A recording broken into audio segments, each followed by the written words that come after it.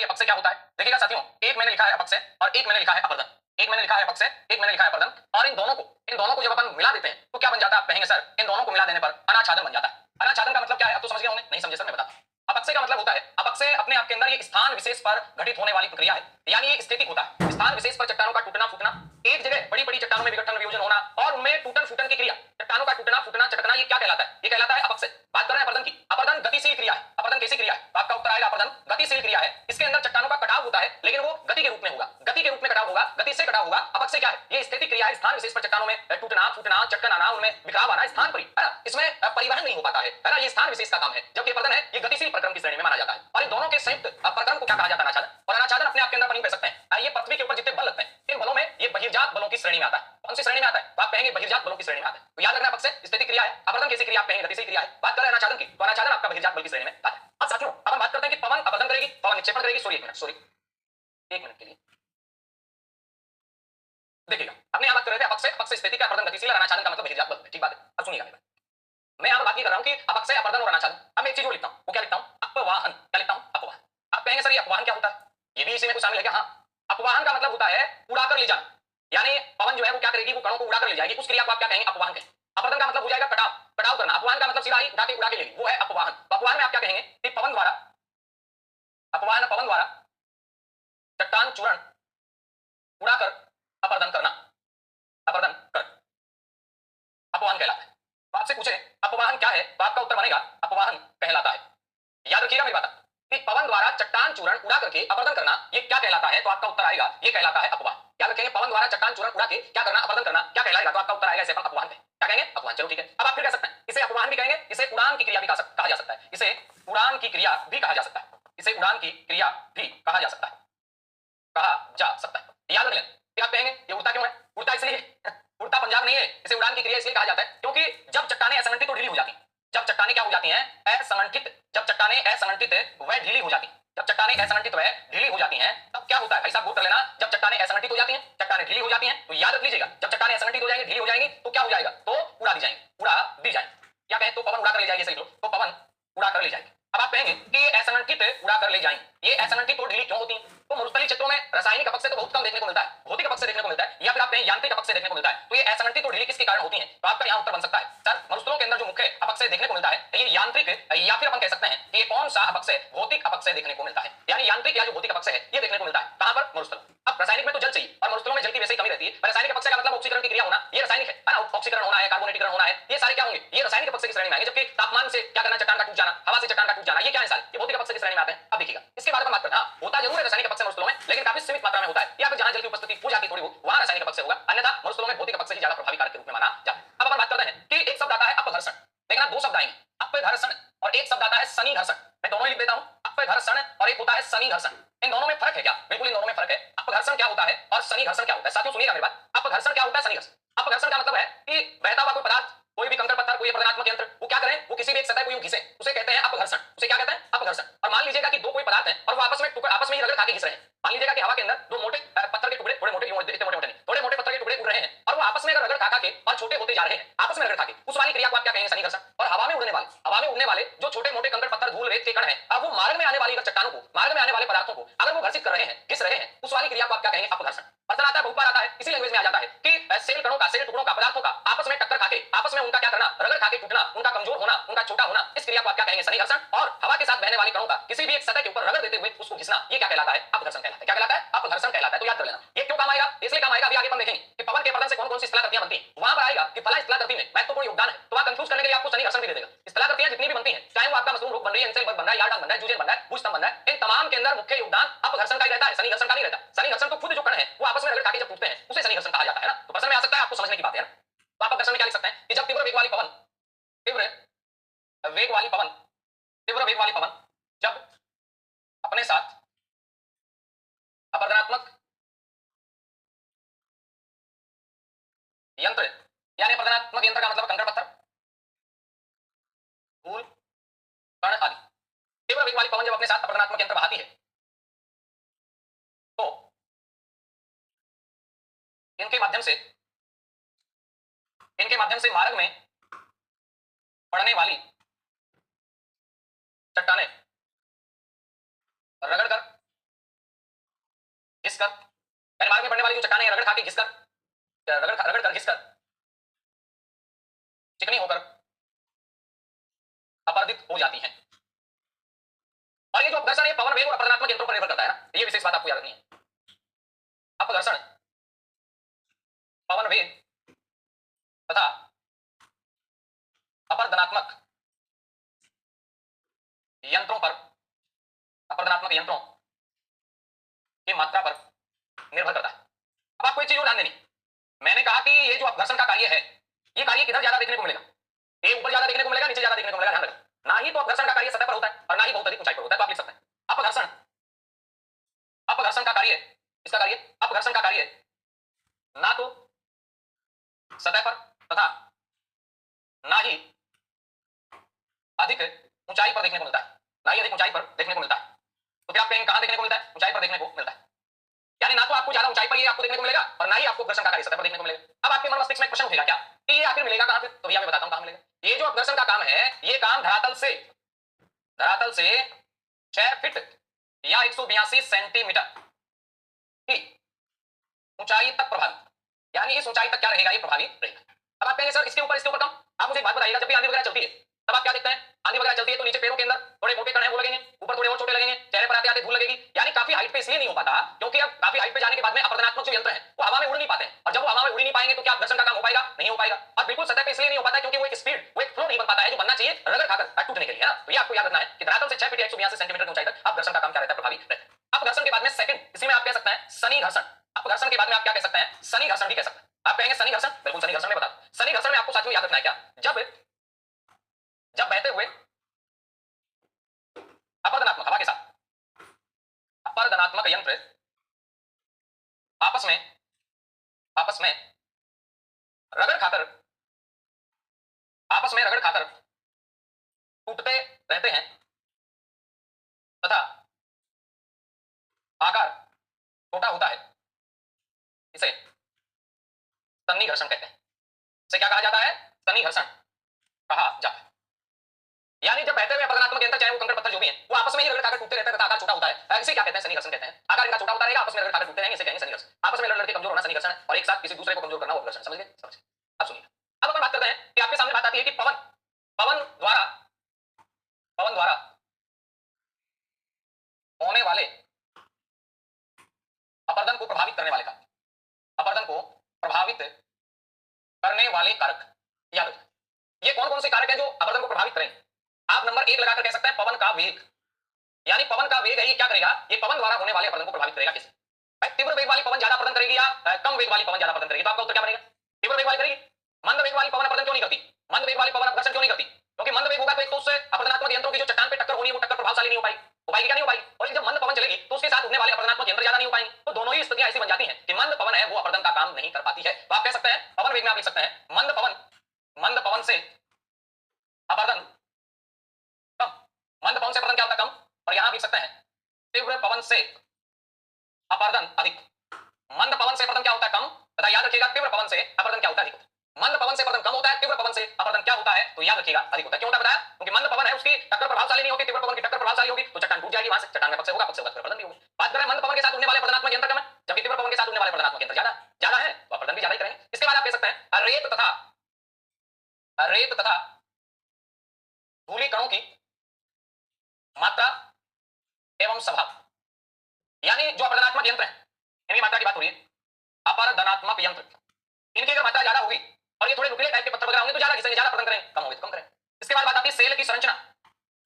Cell संरचना, मान लीजिएगा एक तो कोमल सेल है, एक कठोर सेल है। कौन सी सेल का अपरदन होगा? तो स्वाभाविक बात है कोमल सेल जल्दी कट जाएगी, जल्दी अपरदन हो जाएगा। कठोर सेल का धीरे धीरे अपरदन होगा। तो आप कह सकते हैं सेल संरचना में कोमल सेल शीघ्र अपरदन और कठोर सेल का अपरदन धीरे धीरे होगा। बस याद रखना कोमल सेल का अपरदन शीघ्र होगा। और बात करता है कठोर सेल, इस कठोर सेल का जो अपरदन है ये क्या होगा? अपन कहेंगे ये मंद होगा। यानी कठोर सेल होगी तो उसका अपरदन मंद होगा, धीरे धीरे होगा। जबकि हम बात कर रहे हैं कोमल जो सेल होगी इसका अपरदन क्या होगा? शीघ्र। याद रखेंगे आप इस बात को, कोमल सेल का अपरदन शीघ्र होगा, कठोर सेल का अपरदन क्या होगा? मंद होगा। ठीक है। प्रतिरोध जो सेल जितना ज्यादा पैदा करेगी उसका अपरदन उतना ही कम होगा। इसके बाद आप 4 नंबर पे लिख सकते हैं जलवायु।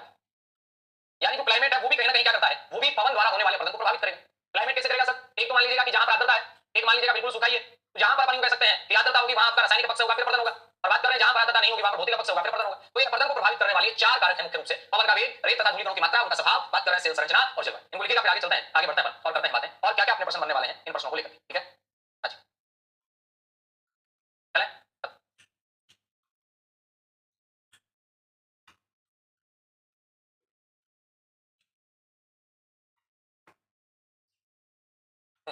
चलें आगे चलते हैं। अब देखिएगा साथियों, इसके बाद में बात आती है कि पवन के अपवर्तन से कौन कौन सी आकृतियां बनती हैं। आइएगा जरा इनको अपन देख लेते हैं। आप हेडिंग लगा लीजिएगा पवन के, या सीधा लिख लीजिएगा अपवर्तनात्मक स्थलाकृतियां। पवन की बात करें तो पवन की होगी अपवर्तनात्मक स्थलाकृतियां। और अपवर्तनात्मक जो स्थलाकृतियां हैं इनमें नंबर 1 पे अगर बात करते हैं, ये आपको क्या दिख रहा है? ये ऐसा साथी उदाहरण है, इस पानी की तरफ नहीं देखना, आपको इधर देखना है। इसे कहते हैं अपवाह बेसिन। ये वाला जो भाग आपको दिखाई दे रहा है इसे क्या कहा जाता है? इसे कहा जाता है अपवाह बेसिन, इसे कहा जाता है गर्त, इसे कहा जाता है वात गर्त। अब आप इसे वात गर्त कह सकते हैं, आप इसे अपवाह बेसिन कह सकते हैं, आप इसे गर्त कह सकते हैं और आप इसको फ्लो आउट भी कह सकते हैं। ये सारी एक ही चीजें हैं। अब ये क्यों बना, कैसे बना? ऊपर जब कोमल सेल की संरचना होगी, यहाँ पर कहेंगे हल्के कण होंगे, वो हवा के द्वारा उड़ा लिए जाएंगे। अभी अपन बात करें अपवाहन, पता आ जाए कि वात गर्त के निर्माण में मुख्य योगदान है अपवाहन का, तनि घर्षण का, अपघर्षण का, आपका उत्तर यहाँ अपवाहन आ जाएगा। यानी इसके बारे में अपन यूं लिख सकते हैं, क्या लिख सकते हैं कि सतह के ऊपर असंगठित, सतह के ऊपर असंगठित तथा या तो असंगठित तथा कोमल सेलों के चूर्ण को, सतह के ऊपर असंगठित तथा कोमल सेलों के चूर्ण को पवन उड़ा ले जाती है। पवन क्या कर ले जाती है? उड़ा ले जाती है, बिल्कुल उड़ा ले जाती है। तो याद रखिएगा सतह के ऊपर असंगठित तथा कोमल सेलों के चूर्ण को पवन क्या करती है? उड़ा ले जाती है तथा अपवाह बेसिन बन जाता है। अपवाह, अपवाह बेसिन का निर्माण हो जाता है। यानी यहां उड़ा ले जाना, ये किसका परिणाम आप कहेंगे? यह अपवाहन का परिणाम है। इसका परिणाम है अपवाहन का परिणाम है, ये आपको याद रख लेना। अब ये कितना गहरा हो सकता है? ये सामान्य गहराई से लेकर अधिक गहराई तक हो सकता है। यानी आप कहें इनकी गहराई सामान्य से सागर तल से नीचे तक भी, क्योंकि मरुस्थलों के अंदर जल की कमी रहती है, भौम जल स्तर काफी नीचे रहता है, तो ये वाली गर्त सागर तल से नीचे तक भी चले जाते हैं। ये लाइन मैंने इसलिए लिखी क्योंकि प्रश्न आ सकता है कि अपवाह गर्त के बारे में सत्य कथन चाहिए और फिर आपसे कह दिया जाए कि सामान्य गहराई वाले होते हैं, और एक ये भी दे दिया जाए कि सामान्य गहराई के साथ इनकी गहराई सागर तल से नीचे तक भी होती है, तो आपका वहां उत्तर क्या बनेगा? वहां का ही बन जाएगा, बिल्कुल सही है। नीचे तक भी होती है, सामान्य भी होती है, मतलब कथन एक भी सही है, कथन दो भी सही है। और बात करें किसका परिणाम है? ये अपवाहन का परिणाम है, अपवाह बेसिन का निर्माण हो जाता है। बात करते हैं मंगोलिया में इसे क्या कहते हैं? पांग कियांग कहते हैं। मंगोलिया में इस वाली अपवाह बेसिन को क्या कहते हैं? तो आपका उत्तर आएगा इसे मंगोलिया में क्या कहा जाता है? भाई साहब नोट कर लेना, मंगोलिया में इसे कहा जाता है पांग कियांग। मंगोलिया में क्या कहते हैं इसको? आप कहेंगे मंगोलिया में इसे कहते हैं पांग कियांग। जब की बात करते हैं मंगोलिया में पांग कियांग कहते हैं तो यूएसए में बफेलो वालिस कहते हैं, बफेलो वालिस नहीं कहते हैं, यूएसए में कहते हैं बफेलो वालिस।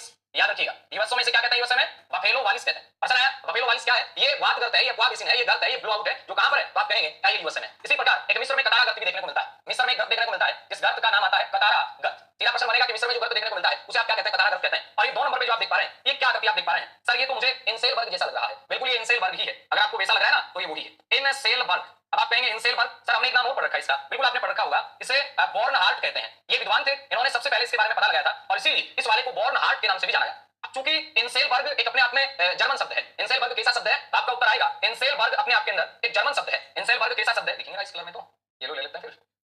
आज इनसेल वर्ग मैंने कहा कैसा शब्द है? आप कहेंगे जर्मन शब्द है। और जर्मन शब्द का अर्थ क्या है? इसका अर्थ है कि द्वीपीय पर्वत या पर्वत द्वीप आप कह सकते हैं। इसका अर्थ है पर्वत द्वीप। अब पर्वत द्वीप कह दो या फिर आप यूं कह दो द्वीपीय पर्वत, दोनों एक ही बात। ठीक है, सब समझे नहीं? पहले तो इसके अर्थ को समझिएगा, फिर इसके स्ट्रक्चर को समझेंगे। यानी जिस प्रकार अपने सागर या महासागर में द्वीप होते हैं, अब वो चारों सागर सागर फैला है और द्वीप की भांति दिखता है, उसी प्रकार मरुस्थलों में ये चारों तरफ विशाल मरुस्थल है और बीच के अंदर ये चट्टानी जो पिंड है ये आपको दिख रहा है अवशेष के रूप में, तो इसे आप क्या कहते हैं? इसे आप पर्वत द्वीप भी कह सकते हैं और इसे आप द्वीपीय पर्वत भी कह सकते हैं। यानी चारों तरफ से सब कुछ अपरदन हो चुका है और लास्ट में ये इनसेल वर्ग बचा। किंग नाम का महोदय था, उसने तो कहा था कि ये मरुस्थल में अपन यूं कह सकते हैं कि नदी के द्वारा जब अपरदन कर लिया गया तब जाके ये बना है। जबकि बात करते हैं अपने डेविस महोदय का, जब अपरदन चक्र पढ़ते हैं तो डेविस महोदय के अनुसार मरुस्थलीय भागों के अंदर अपरदन जो चक्र है, अपरदन चक्र का अंतिम रूप जो है वो इनसेल वर्ग है। किसके अनुसार? डेविस के अनुसार। डेविस के अनुसार अपरदन चक्र का अंतिम रूप क्या कहलाता है? तो आपका उत्तर आएगा डेविस के अनुसार अपरदन चक्र के अंतिम रूप को आप क्या कह सकते हैं? तो आपका उत्तर बनेगा उसे आप इनसेल वर्ग के नाम से जान सकते हैं। अब सुनिएगा, इसकी बातें लिखिएगा, आप क्या कह सकते हैं? आप इसमें क्या क्या प्रश्न बना सकते हैं? तो आप बनाइएगा अपक्षय तथा अपरदन के कारण कोमल सेलों का आसानी से कटना तथा कठोर सेलों का अवशेषात्मक रूप में ऊंचे उठे भाग की तरह या टीले की तरह बच जाना, ये आपको याद रखना, ये क्या कहलाता है, तो आपका उत्तर बनेगा। इसे आप कहते हैं इंसेल बल, हॉर्नहार्ट। ये किससे बना, अपक्षय तथा अपवर्तन के कारण कॉमन सेलों का आसानी से कटना और कठोर सेलों का अवशेषात्मक रूप में ऊंचे उठे भाग की तरह या फिर टिले की तरह बच जाना, इसे आप क्या कहेंगे, इंसेल बल, या फिर आप इसे बोर्नहार्ट कहते हैं। सबसे पहले पता किसने, तो आप कहेंगे ये पता बोर्नहार्ट ने लगाया था। अब बात करेंगे इनके जो किनारे होते हैं, अपन यहां लिख सकते हैं, इनके जो किनारे होते हैं ये थोड़े तीव्र ढाल वाले होते हैं। इनके जो किनारे होते हैं कैसे होते हैं, तीव्र ढाल वाले होते हैं, और इनके बारे में आपको रखना है। ये अपन कह सकते हैं ये अनावृत गुंबद है। ये क्या कहे जा सकते हैं, तो आप कहेंगे इनको अपन अनावृत गुंबद कह सकते हैं। इनको अपन क्या कह सकते हैं, इनको अनावृत गुंबद कह सकते हैं, बिना किसी आवरण के गुंबद की तरह दिख रहे हैं। किनारे इनके क्या होते हैं, थोड़े तीव्र ढाल वाले होते हैं, थोड़े तिरछे होते हैं। यहां जैसे डायग्राम दिख रहा है इसी प्रकार से किनारे तिरछे होते हैं, तीव्र ढाल वाले होते हैं, याद आपको रख लेना है। अब इनके बारे में मैंने कहा कि डेविस महोदय ने क्या कहा, डेविस महोदय ने कहा कि ये नदी का नाम है, ये मरुस्थलों में अपरदन का अंतिम अवशेष है, ये डेविस ने कहा। और उसके बाद किंग महोदय ने स्पष्ट बात कही कि नदी के अपरदन से निर्मित भाग है। तो आप ये दो चीजें लिख सकते हैं, डेविस ने कहा मरुस्थल अपरदन का अंतिम भाग, यानी डेविस के अनुसार, इसके अनुसार, डेविस के अनुसार मरुस्थल के अपरदन चक्र का अंतिम रूप, सब कुछ अपरदन हो गया, केवल अब इंसेल बल बचा। जबकि इसके बाद बात कर रहे हैं किंग की, सरिता अपरदन से निर्मित, सरिता अपरदन से निर्मित किसने माना, तो आपका उत्तर आएगा किंग ने माना। जबकि बात कर रहे हैं डेविस के अनुसार मरुस्थल के अपरदन चक्र का अंतिम रूप है, डेविस ने 1904-5 में बात बताई थी, इन्होंने 1948 में बात बताई। ये थी इंसेल बल की अपनी बातें। इनके किनारे होते हैं थोड़े तिरछे होते हैं, तीव्र ढाल वाले होते हैं, गुंबद की तरह की संरचना होती है, इंसेल बल या बोर्ड। ठीक है, ये को फटाफट आगे चलते हैं। देखिएगा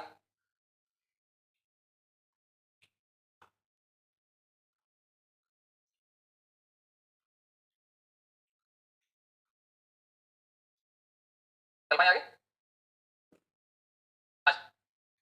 अब क्या करना, अपन बात करते हैं कि ये सब आपको क्या दिख रहा है, तो कुछ नहीं दिख रहा, अरे कुछ तो दिखा होगा, देखो ढंग से देखो।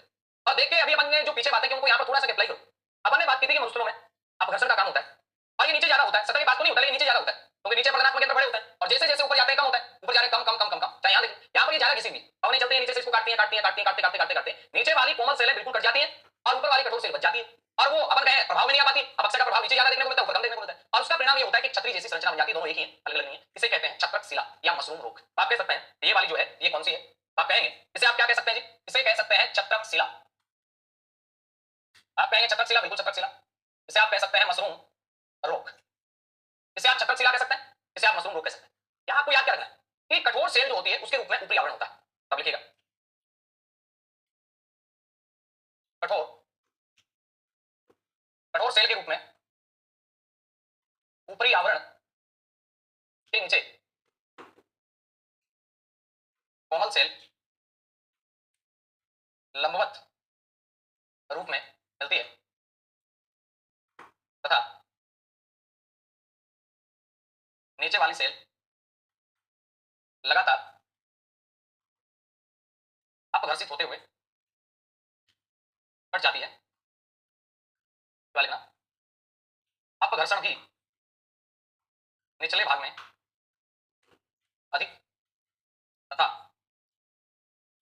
ऊपरी भाग में कम होता है। ध्यान दीजिएगा मेरी बात पर, अपघर्षण भी निचले भाग में क्या होता है, आपका उत्तर अधिक होता है, जबकि बात कर रहे हैं अपघर्षण ऊपरी भाग में क्या होता है, कम होता है, आपको याद है। और जो पवन होती है ना, ये चारों तरफ से जब चलेगी, भाई एक तरफ से पवन चले मान लेते हैं तो एक तरफ से कट जाएगी, और पवन अगर चारों तरफ से चल रही है तो नीचे से गोल आकृति बन जाती है, ऊपर से चतुर्भुज बन जाती है। पवन कहें, पवन जब चारों तरफ से चले, नीचे वाली सेल लगातार अपघर्षित होती जाती है, तथा ऊपर वाली सेल अप्रभावित रहती है। ऊपर वाली सेल क्या रहती है, तो आप कहेंगे अप्रभावित रहती है, और अप्रभावित रहती है तो ये क्या बन जाती है, ये छत्रक शिला बन जाती है, इसलिए तो इसे छत्रक शिला कहते हैं। अब याद करना, इसे अपने मशरूम जो रोग है इसे जर्मनी में क्या कहते हैं, पिट्जफेल्सन कहते हैं। आप कहेंगे इसे जर्मनी में पिट्जफेल्सन, इसे जर्मनी में पिट्जफेल्सन कहते हैं। उसके बाद लिखना इसे पेडस्टल सेल भी कहा जाता है, इसे पेडस्टल सेल भी कहा जाता है। यानी आप इसे पेडस्टल सेल भी कह सकते हैं, और आप इसे क्या कह सकते हैं, पिट्जफेल्सन भी कह सकते हैं, आप इसे छत्रक शिला भी कह सकते हैं, आप इसको मशरूम रोग भी कह सकते हैं। इसकी बात करें अपन छत्रक शिला की। इसके बाद में देखिएगा आगे चलते हैं अपन, और अपने पास आता है ये क्या देख रहे हैं सर आप, ये भी सर कुछ तो होगा ही होगा, बिल्कुल होगा, कुछ क्यों नहीं होगा। इसे कहते हैं भूस्तंभ।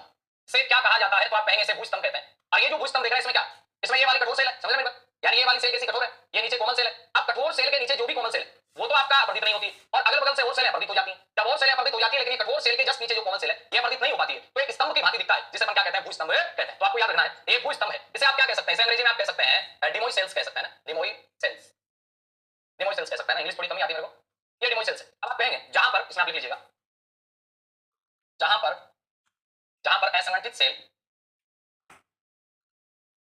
सेल के ऊपर कठोर तथा प्रतिरोधी सेलों का आवरण है, कठोर तथा प्रतिरोधी सेलों का आवरण हो तथा इसके नीचे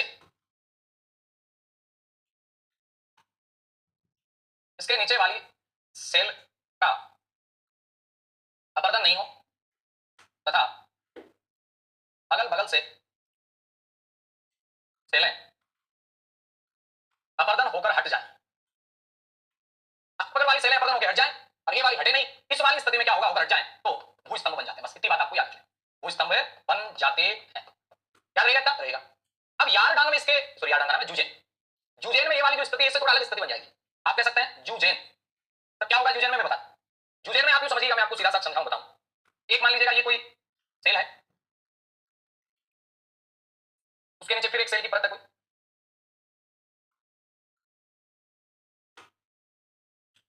उसके बाद मान लीजिएगा नीचे फिर एक सेल की परत है। अब सुनना ध्यान से देखना, यहां पर बात कर रहे हैं कि ये वाली सेल कैसी है, कठोर। ये वाली जो सेल आप देख पा रहे हैं ये कैसी सेल है, कठोर है। ये कैसी सेल है, कोमल। ये कैसी सेल है, कठोर। अब यहां क्या होगा, इस कठोर सेल के ऊपर मान लीजिएगा कि दिन के अंदर तापमान बहुत ज्यादा है और रात को तापमान बहुत ज्यादा कम हो जाता है, मरुस्थलों में हो जाता है। और ये कठोर सेल के अंदर रंध्र है, कठोर सेल के अंदर छोटे छोटे रंध्र है और रंध्रों में मान लीजिएगा कि जल प्रवेश कर गया। अब जल प्रवेश कर गया तो रात को वो जल जमेगा, रात को जल वो जब जमेगा तब क्या होगा, ये वाली सेल है थोड़ा सा इसमें खिंचाव आएगा, थोड़ी टूटेगी और धीरे धीरे टूटते टूटते अपन यूं कह सकते हैं थोड़ी थोड़ी कमजोर होगी और यहां पर अपक्षय होगा। अपक्षय का परिणाम क्या हो जाएगा सर, इसमें आप यूं कह सकते हैं यहां से ये वाली आकृति बन जाएगी। आप यूं कीजिएगा, ये वाली आकृति यूं बन जाएगी,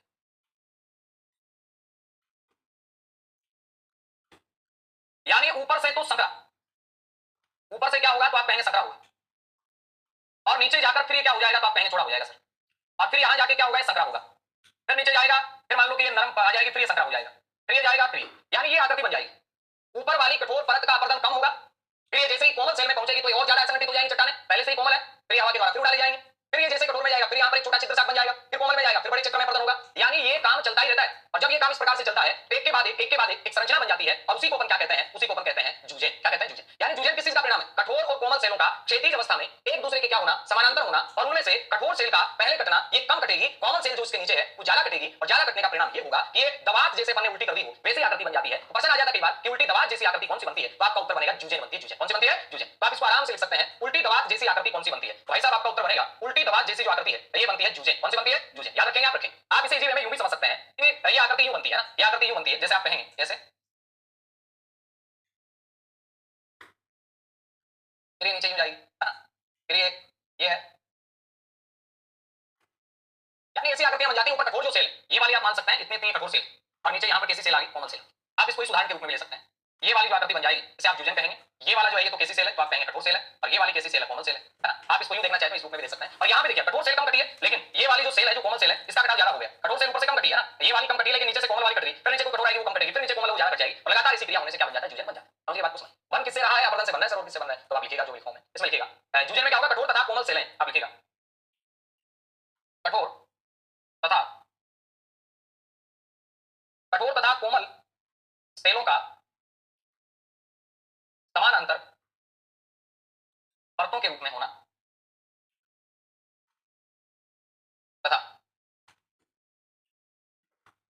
उसके बाद कठोर सेल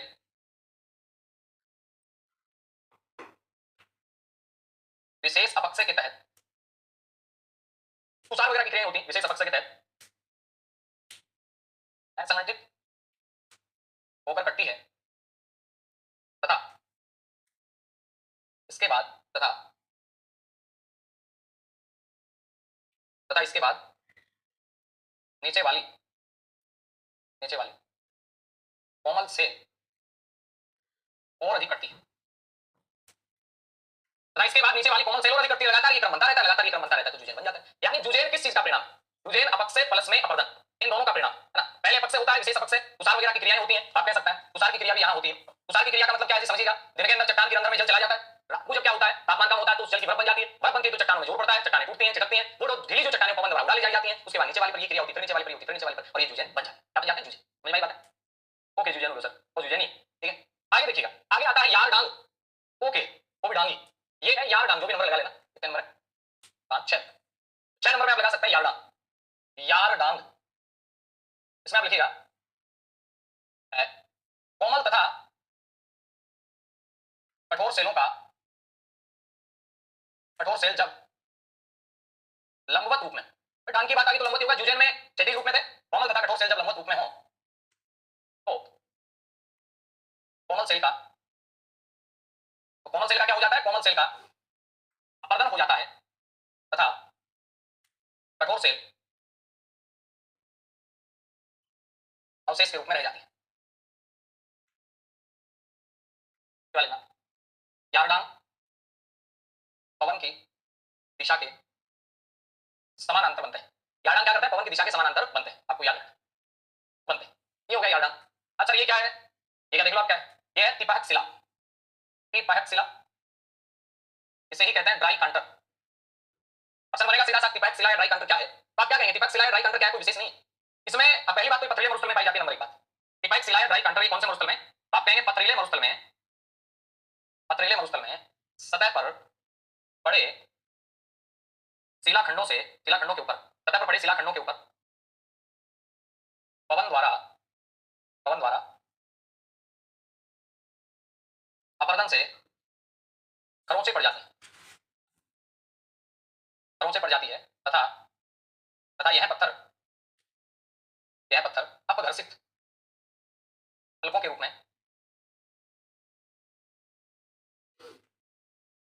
विकसित होता है। अपघर्षित फलकों के रूप में विकसित होता है। फल के बता रहा हूं मैं ना, इधर से हवा चली कटी कटी कटी लगातार, इसके मतलब कह सकते हैं कि इसके 4 फलक बन जाते हैं। एक फलक जैसा कि आप ये वाला देख पा रहे हैं, ये वाला यूं है, एक ये यूं वाला फलक आप देख पा रहे हैं, एक ये वाला फलक बन गया, एक है, 2 है, 3 है, एक फलक सतह के नीचे है। तो ये सतह के नीचे है, वो तो चतुष्फलक है, लेकिन बाहर 3 दिख रहे हैं, इसे तिपहक शिला कहते हैं। ये चतुष्फलक बन जाता है। ये क्या बन जाता है? तो आप कहेंगे चतुष्फलक बन जाता है, और चतुष्फलक में एक फलक सतह के नीचे, एक फलक इसके नीचे रहती है, अपन कहें पृथ्वी से टच हुई हुई, एक फलक नीचे, वह 3 ऊपर। इस वाली आकृति को क्या कहते हैं? तिपहक शिला ड्राई कंटर कहते हैं। और मान लीजिएगा 8 फलक वाली आकृति बन जाए, 8 फलक अगर है तो उसे कहते हैं वेंटिफेक्ट। अगर मान लीजिएगा 8 फलक है तो उसे क्या कहा जाएगा? वेंटिफेक्ट के नाम से जाना जाता है। ये भी पवन के पर्दन से बनता है। 8 फलक वेंटिफेक्ट, 3 फलक तिपहक शिला ड्राई कंटर। अब प्रश्न कैसे आएगा? पवन के पर्दन द्वारा निर्मित शिलाकृति नहीं है, या पवन के पर्दन द्वारा निर्मित है, या फिर जैसे भी बताया लंबवत यार्डान बनता है, क्षैतिज में हो तो आपका जूजेन बन जाता है ना? ये आपको याद रखना है। भूस्तंभ में क्या होगा? कठोर सेल की परत ऊपर रहेगी, कोमल सेल नीचे रहेगी, कठोर वाली संरक्षण दे देगी तो कोमल कट नहीं पाएगी, वो स्तंभ बन जाएगा, अगल बगल की सारी परतें उधर जाएंगी, ऐसी सीखी बनेगी। अब सुनिएगा, इसके बाद में बात आती है कि और क्या बनता है सर? और बनता है, इसे आप कह सकते हैं जालक शिला। इसे क्या कहेंगे? तो आप कहेंगे यह है जालक शिला, या अपन कह सकते हैं जालीदार शिला, जालक शिला या जालीदार शिला, या फिर आप इसे कह सकते हैं अस्मक शिला, अस्मक शिला। अब आप कहेंगे अस्मक शिला क्यों बनी? ये देखो इसमें जगह जगह खड्डे से क्यों बने?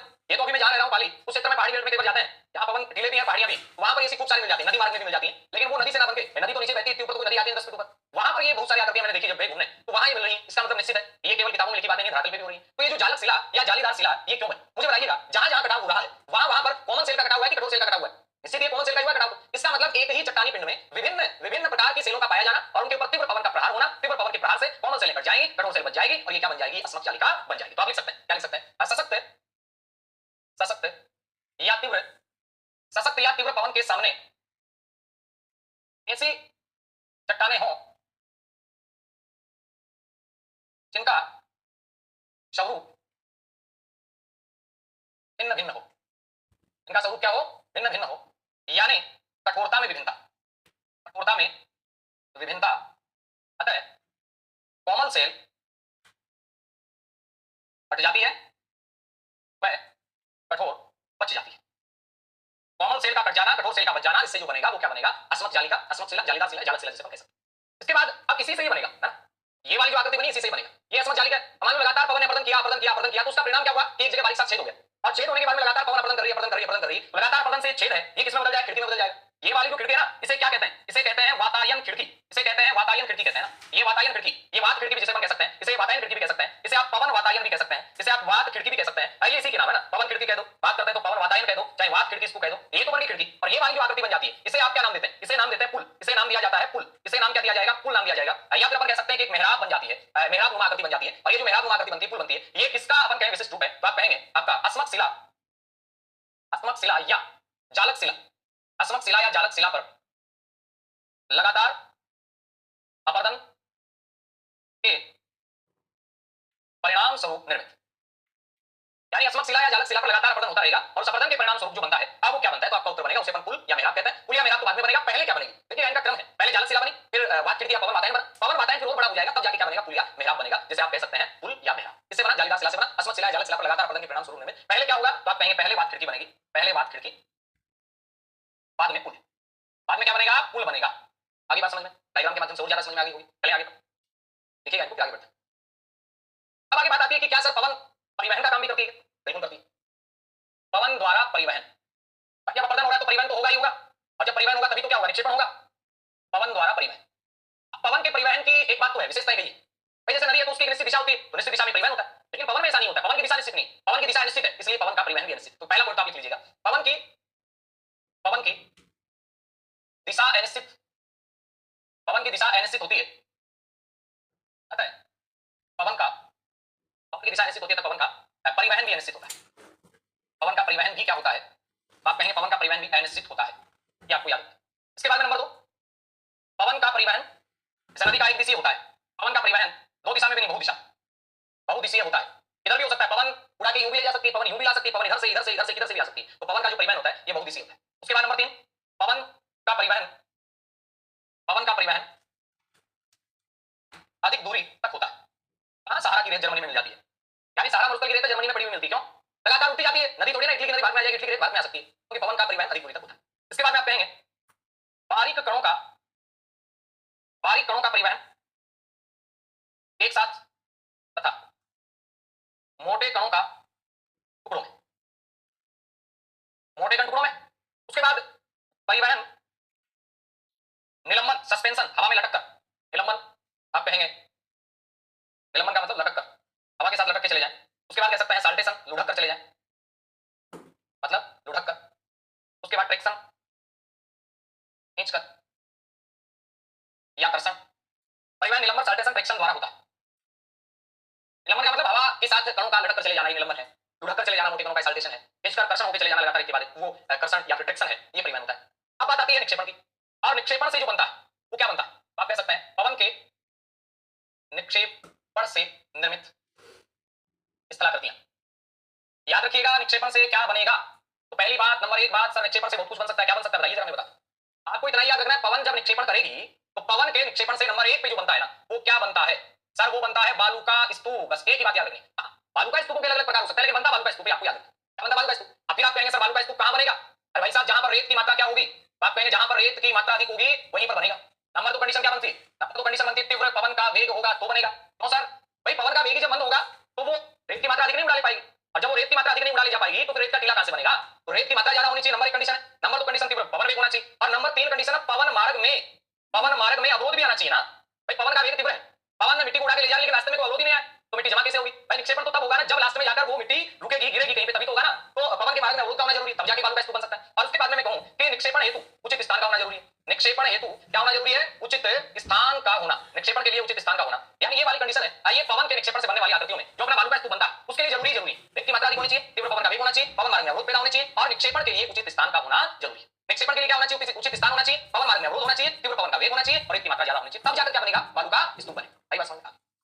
अब इस वाले डायग्राम में आप क्या देख रहे हैं, ड्यूल माइग्रेशन, इसका मतलब बालू का स्तूप कोई स्थिर नहीं है। आप कह सकते हैं कि बालू का स्तूप स्थिर स्थलाकृति न होकर गतिशील स्थलाकृति स्थलूप है। ड्यूल माइग्रेशन का मतलब अपन कह सकते हैं बालू का स्तूपों का स्थानांतरण या पलायन। माइग्रेशन का मतलब तो वैसे प्रवास होता है, या फिर इनका प्रवासी हो रहा है। अब जब प्रवास होता है इनका, तो इसमें होता क्या है, देखिएगा इधर से हवा चल रही है, ये इस वाली रेत को उड़ाएगी, कहां लेके जाएगी, इस वाली रेत को यहां से उठाएगी, शिखर पे लेके जाएगी, और फिर ये शिखर पे नीचे ढल जाएगी, फिर उड़ाएगी, फिर नीचे, फिर उड़ाएगी, फिर नीचे। यानी ये वाला जो ढाल होता है ना, ये तीव्र ढाल होता है, याद रखिएगा। ये वाला ढाल क्या होता है, तीव्र ढाल होता है, जिसे अपन पवन विमुखी ढाल कहते हैं। पवन विमुखी ढाल कहते हैं, इस वाली स्थिति को आप शीर्ष कहते हैं, और इस वाले को आप पवन मुखी ढाल कहते हैं। ये पवन मुखी ढाल है, ये क्या है, ये आपका मंद ढाल। इसका ढाल कैसा है, तो आप कहेंगे मंद ढाल इसका है। जबकि बात करते हैं अपन कि पवन विमुखी जो ढाल होता है वो तीव्र होता है, क्यों, इधर से मिट्टी गई या शीर्ष पे जाके यूं रपट जाएगी नीचे, यूं स्पीड से जाएगी, तो इसका ढाल क्या होता है, याद रहेगी, इतनी बात रहेगी। इधर से यूं गई, इधर से नीचे चलेगी, ये वाला ढाल इसका तीव्र स्पीड से रहता है, इसका बालू का स्थानांतरण के साथ। अब आगे बात आती है अपनी कि सर बालू का स्तूपों का वर्गीकरण करें। बालू का स्तूपों का वर्गीकरण, अब बालू स्तूपों का अगर वर्गीकरण की बात आती है तो 1933 में एक वेगनाल्ड नाम का विद्वान था, वेगनाल्ड जिसे कहते हैं, 1933 वेगनाल्ड के अनुसार बालू स्तूप दो माने जाते हैं, एक तो बरखान और एक सीप। उसके बाद में आगे बात करते हैं 1941 की बात है। 1941 एक के अनुसार बालू स्तूप तीन प्रकार के हैं। एक तो हो जाता है आपका अनुप्रस्थ, अनुप्रस्थ बालू स्तूप, एक हो जाता है अनुदैर्ध्य और एक हो जाता है परवलयिक। उसके बाद में मेल्टन के अनुसार 1940 मेल्टन के अनुसार, मेल्टन ने भी कितने बताए? तीन बताए। कौन कौन से तीन बताए? एक सामान्य बालू का स्तूप, एक बताए जटिल बालू का स्तूप और एक बताए अवरोध से निर्मित, अवरोधात्मक बालू का स्तूप। उसके बाद में अगर स्थिति के आधार पर वर्गीकरण करें, स्थिति के आधार पर, अगर स्थिति के आधार पर अपन वर्गीकरण करते हैं तो ये कितने प्रकार का होता है? आपका उत्तर आएगा तीन प्रकार का। एक तो हो सकता है मरुस्थल, एक हो सकता है नदी तट पर, सागरीय तट पर, सागरीय तट पर, और एक हो सकता है नदी तट पर। ये तीन स्थान विशेष के आधार पर हो सकता है। तो ये वर्गीकरण सामान्य आ सकता है। सविंदर सिंह देर तक मैंने आपको बता दिया जाए 1933 वेगनाल्ड, हालांकि मेन फोकस आप इतना ही करिएगा अपवर्तन से कौन सी बनी है, निक्षेपण से कौन सी। तो वेगनाल्ड के अनुसार दो हो गए, एक के अनुसार तीन है, मोल्टन के अनुसार तीन है और स्थिति के आधार पर भी तीन है। लिखिएगा इनको आगे चलते।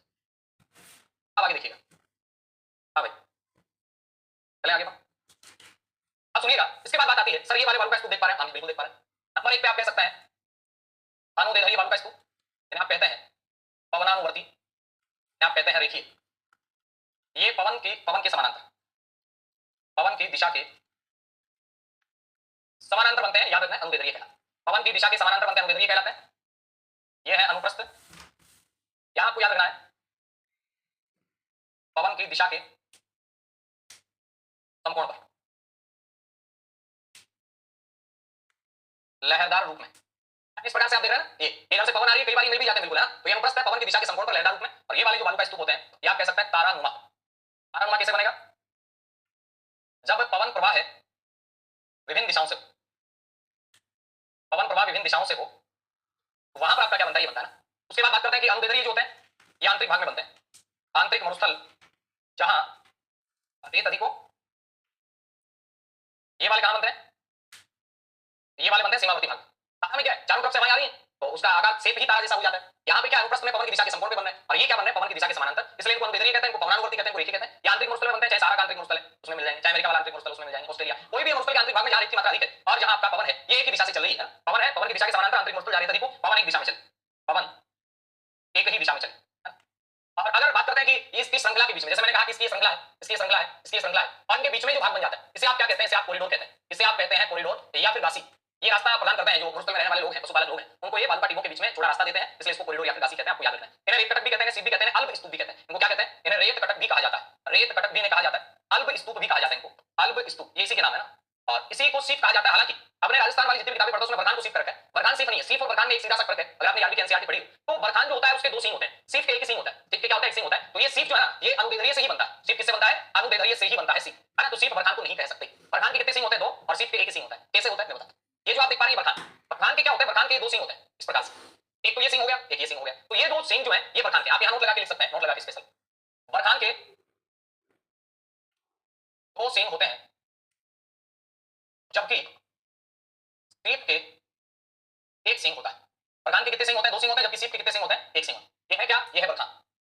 बरखान को ही आप क्या कह सकते हैं? अर्धचंद्राकार, अर्धचंद्राकार जो बालू का स्तूप है ये क्या है? बरखान। ये वाला ढाल कैसा है? ये पवन मुखी। ये वाला ढाल कैसा है? पवन विमुखी। ढाल तीव्र किधर? इधर। और ये गतिशील भी किधर होंगे? ये इसी दिशा में, पवन की दिशा में ये क्या होंगे? लगातार गतिशील होंगे। ये वाला ढाल कैसा है? तो आप कहेंगे उत्तल है सर। ये वाला कैसा है? तो आप कहेंगे उत्तल है। तो ये वाला ढाल उत्तल होता है, पवन मुखी वाला, पवन विमुखी वाला उत्तल होता है। ये तीव्र होता है, ये मंद होता है। इधर ये लगातार क्या होता है? तो आप कहेंगे गतिशील होते जाते। और दो के बीच में यहां भी गासी बन सकता है, यहां भी कॉरिडोर बन सकता है, कोई फिक्स नहीं वहीं बने। कहीं की ऊंचाई कहां होती है ज्यादा? तो आप कहेंगे मध्य भाग में ऊंचाई ज्यादा, मध्य भाग में ज्यादा होती है तो आप कहेंगे ऊंचाई ज्यादा होती है। इनके मध्य भाग में ऊंचाई क्या होती है? तो आप कहेंगे ज्यादा। समझ में आ गई बात? आगे देखिएगा, ये वाला जो बालू का स्तूप है इसे आप कहते हैं नेबखा, यानी झाड़ी के एक तरफ रेत का जमाव, झाड़ी के एक तरफ रेत का जमाव है, ये आपका नेबखा है। ये वाला लूनेट कहलाता है, लूनेट। लूनेट क्या है? तो आप कहेंगे लघु गर्तों के पीछे, लघु गर्तों के पीछे नवचंद्राकार स्तूप, ये कहलाते हैं लूनेट। ये वाला क्या है सर? ये वाला लोहेस है। तो इसमें निक्षेपण से बनाई है। इसकी अधिकता कहां पे है? इसकी तो इसकी अधिकता आपको चीन में देखने को मिलती है, चीन में। और चीन में जो इनका अध्ययन करने वाला विद्वान था फॉन रिक्टोफोन था, फॉन रिक्टोफोन, ये विद्वान का नाम मैं लिख देता हूं, फॉन रिक्टोफोन। ये जर्मनी का बंदा था, सर्वप्रथम अध्ययन किया है। अब जबकि फ्रांस के अंदर जो लोएस है ना, ये हिमोड़ों के या कहीं हिमानी निक्षेप से निर्मित है, तो आप कह सकते हैं फ्रांस के लोएस, फ्रांस का लोएस हिमानी निक्षेप।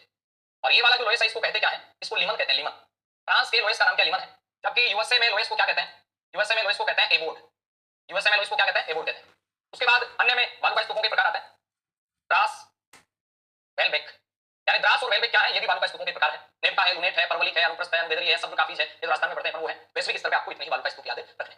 इसके बाद में आप कहेंगे ये क्या है, ये मरुस्थल में जल से संबंधित आकृति है। आप कहेंगे मरुस्थल में, ऊपर लिख देता हूं मैं, मरुस्थल में जल अपर्दन से, या जल लिख देता हूं अपर्दन की बजाय, मरुस्थल में जल से निर्मित स्थलाकृतियां, ये वाला हिस्सा कहलाता है पेडिमेंट। इसमें लिखिएगा पर्वतीय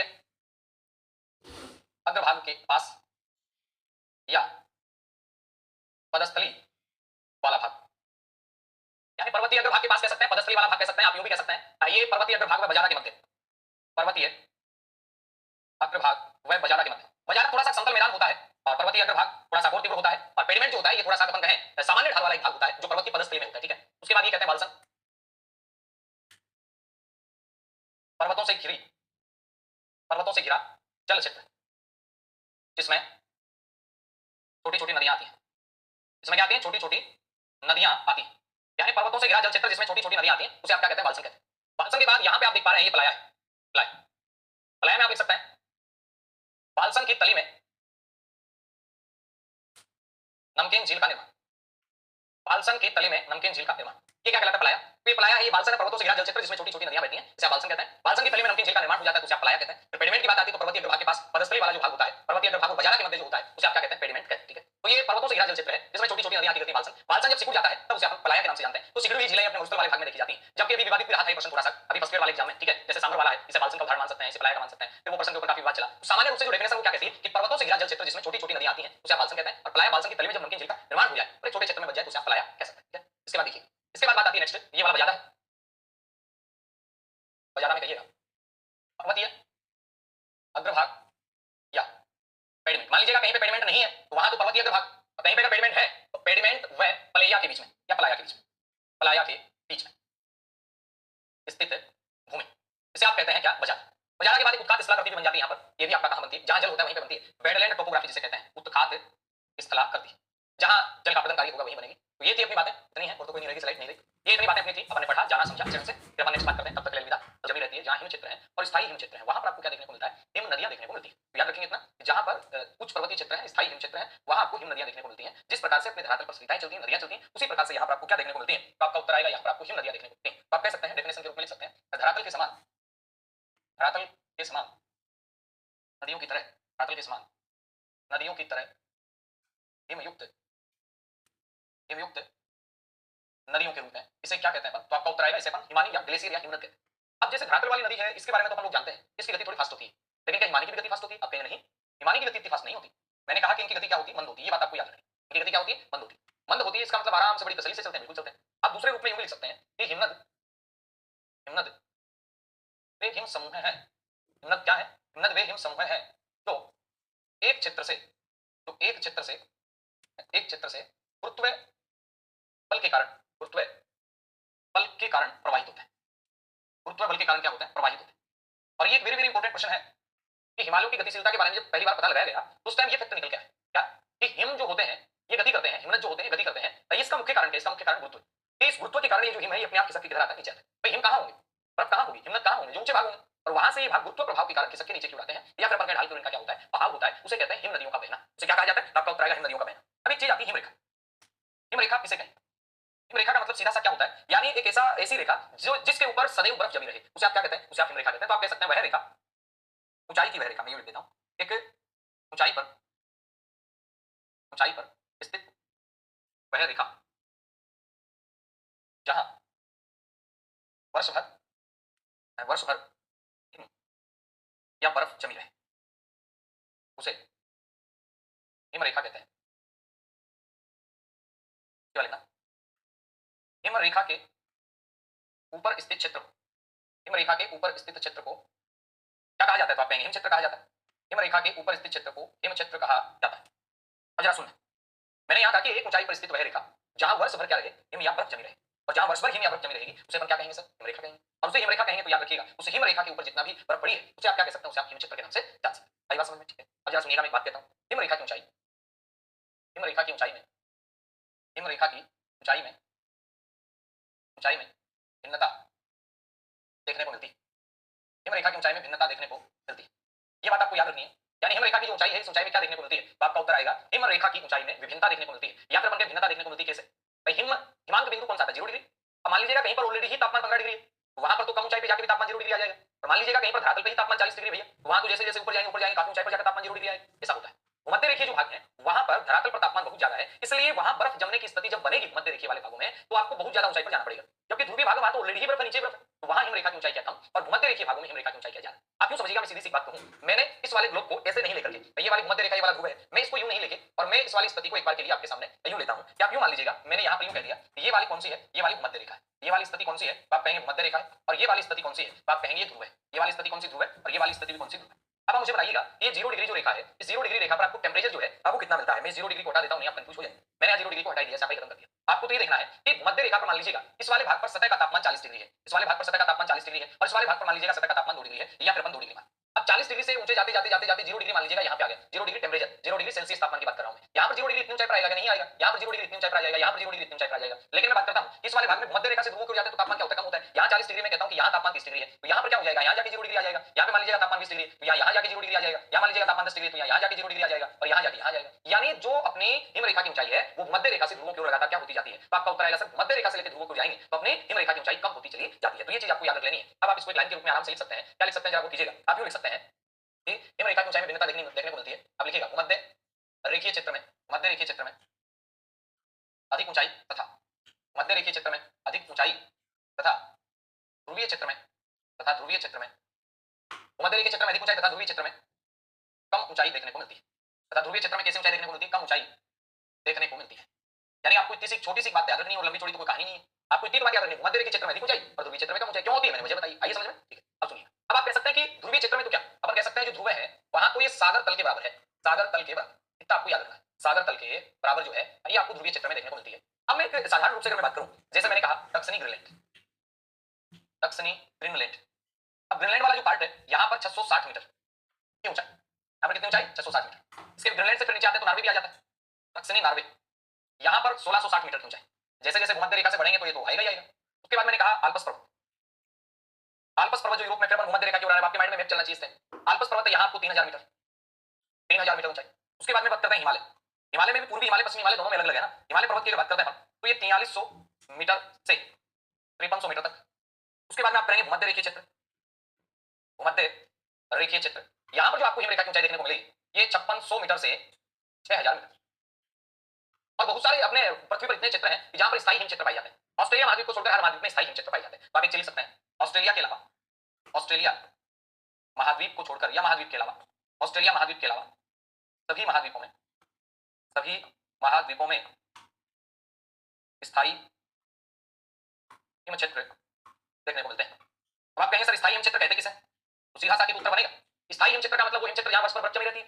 स्थायी हिम क्षेत्र का मतलब वो हिम क्षेत्र जहां वर्ष भर क्या जमी रहती है? बर्फ जमी रहती है। उसे आप क्या कह सकते हैं? उसे आप स्थायी हिम क्षेत्र कह सकते हैं। और स्थायी हिम क्षेत्र ऑस्ट्रेलिया के अलावा सभी में देखने को मिलता है। दक्षिणी ग्रीनलैंड में मैंने कहा कि ये 660 मीटर की ऊंचाई, फिर नार्वे, फिर आल्प्स पर्वत, फिर हिमालय पर्वत, फिर भूमध्य रेखीय पर्वत। जैसे जैसे कहने का मतलब ध्रुवों से इधर आ रहे हैं वैसे वैसे आपको क्या देखने को मिलता है? वैसे वैसे आपको हिम रेखा की ऊंचाई अधिक देखने को मिलती है। अब जरा सुनिएगा, अगर मैं स्थायी हिम क्षेत्रों की बात करूं तो ग्रीनलैंड और अंटार्कटिक ये दो मुख्य स्थायी हिम क्षेत्र हैं। दो मुख्य, तो मैं यहां लिख देता हूं, दो मुख्य स्थायी हिम क्षेत्र, यानी जहां पर बर्फ जमी ही रहती है।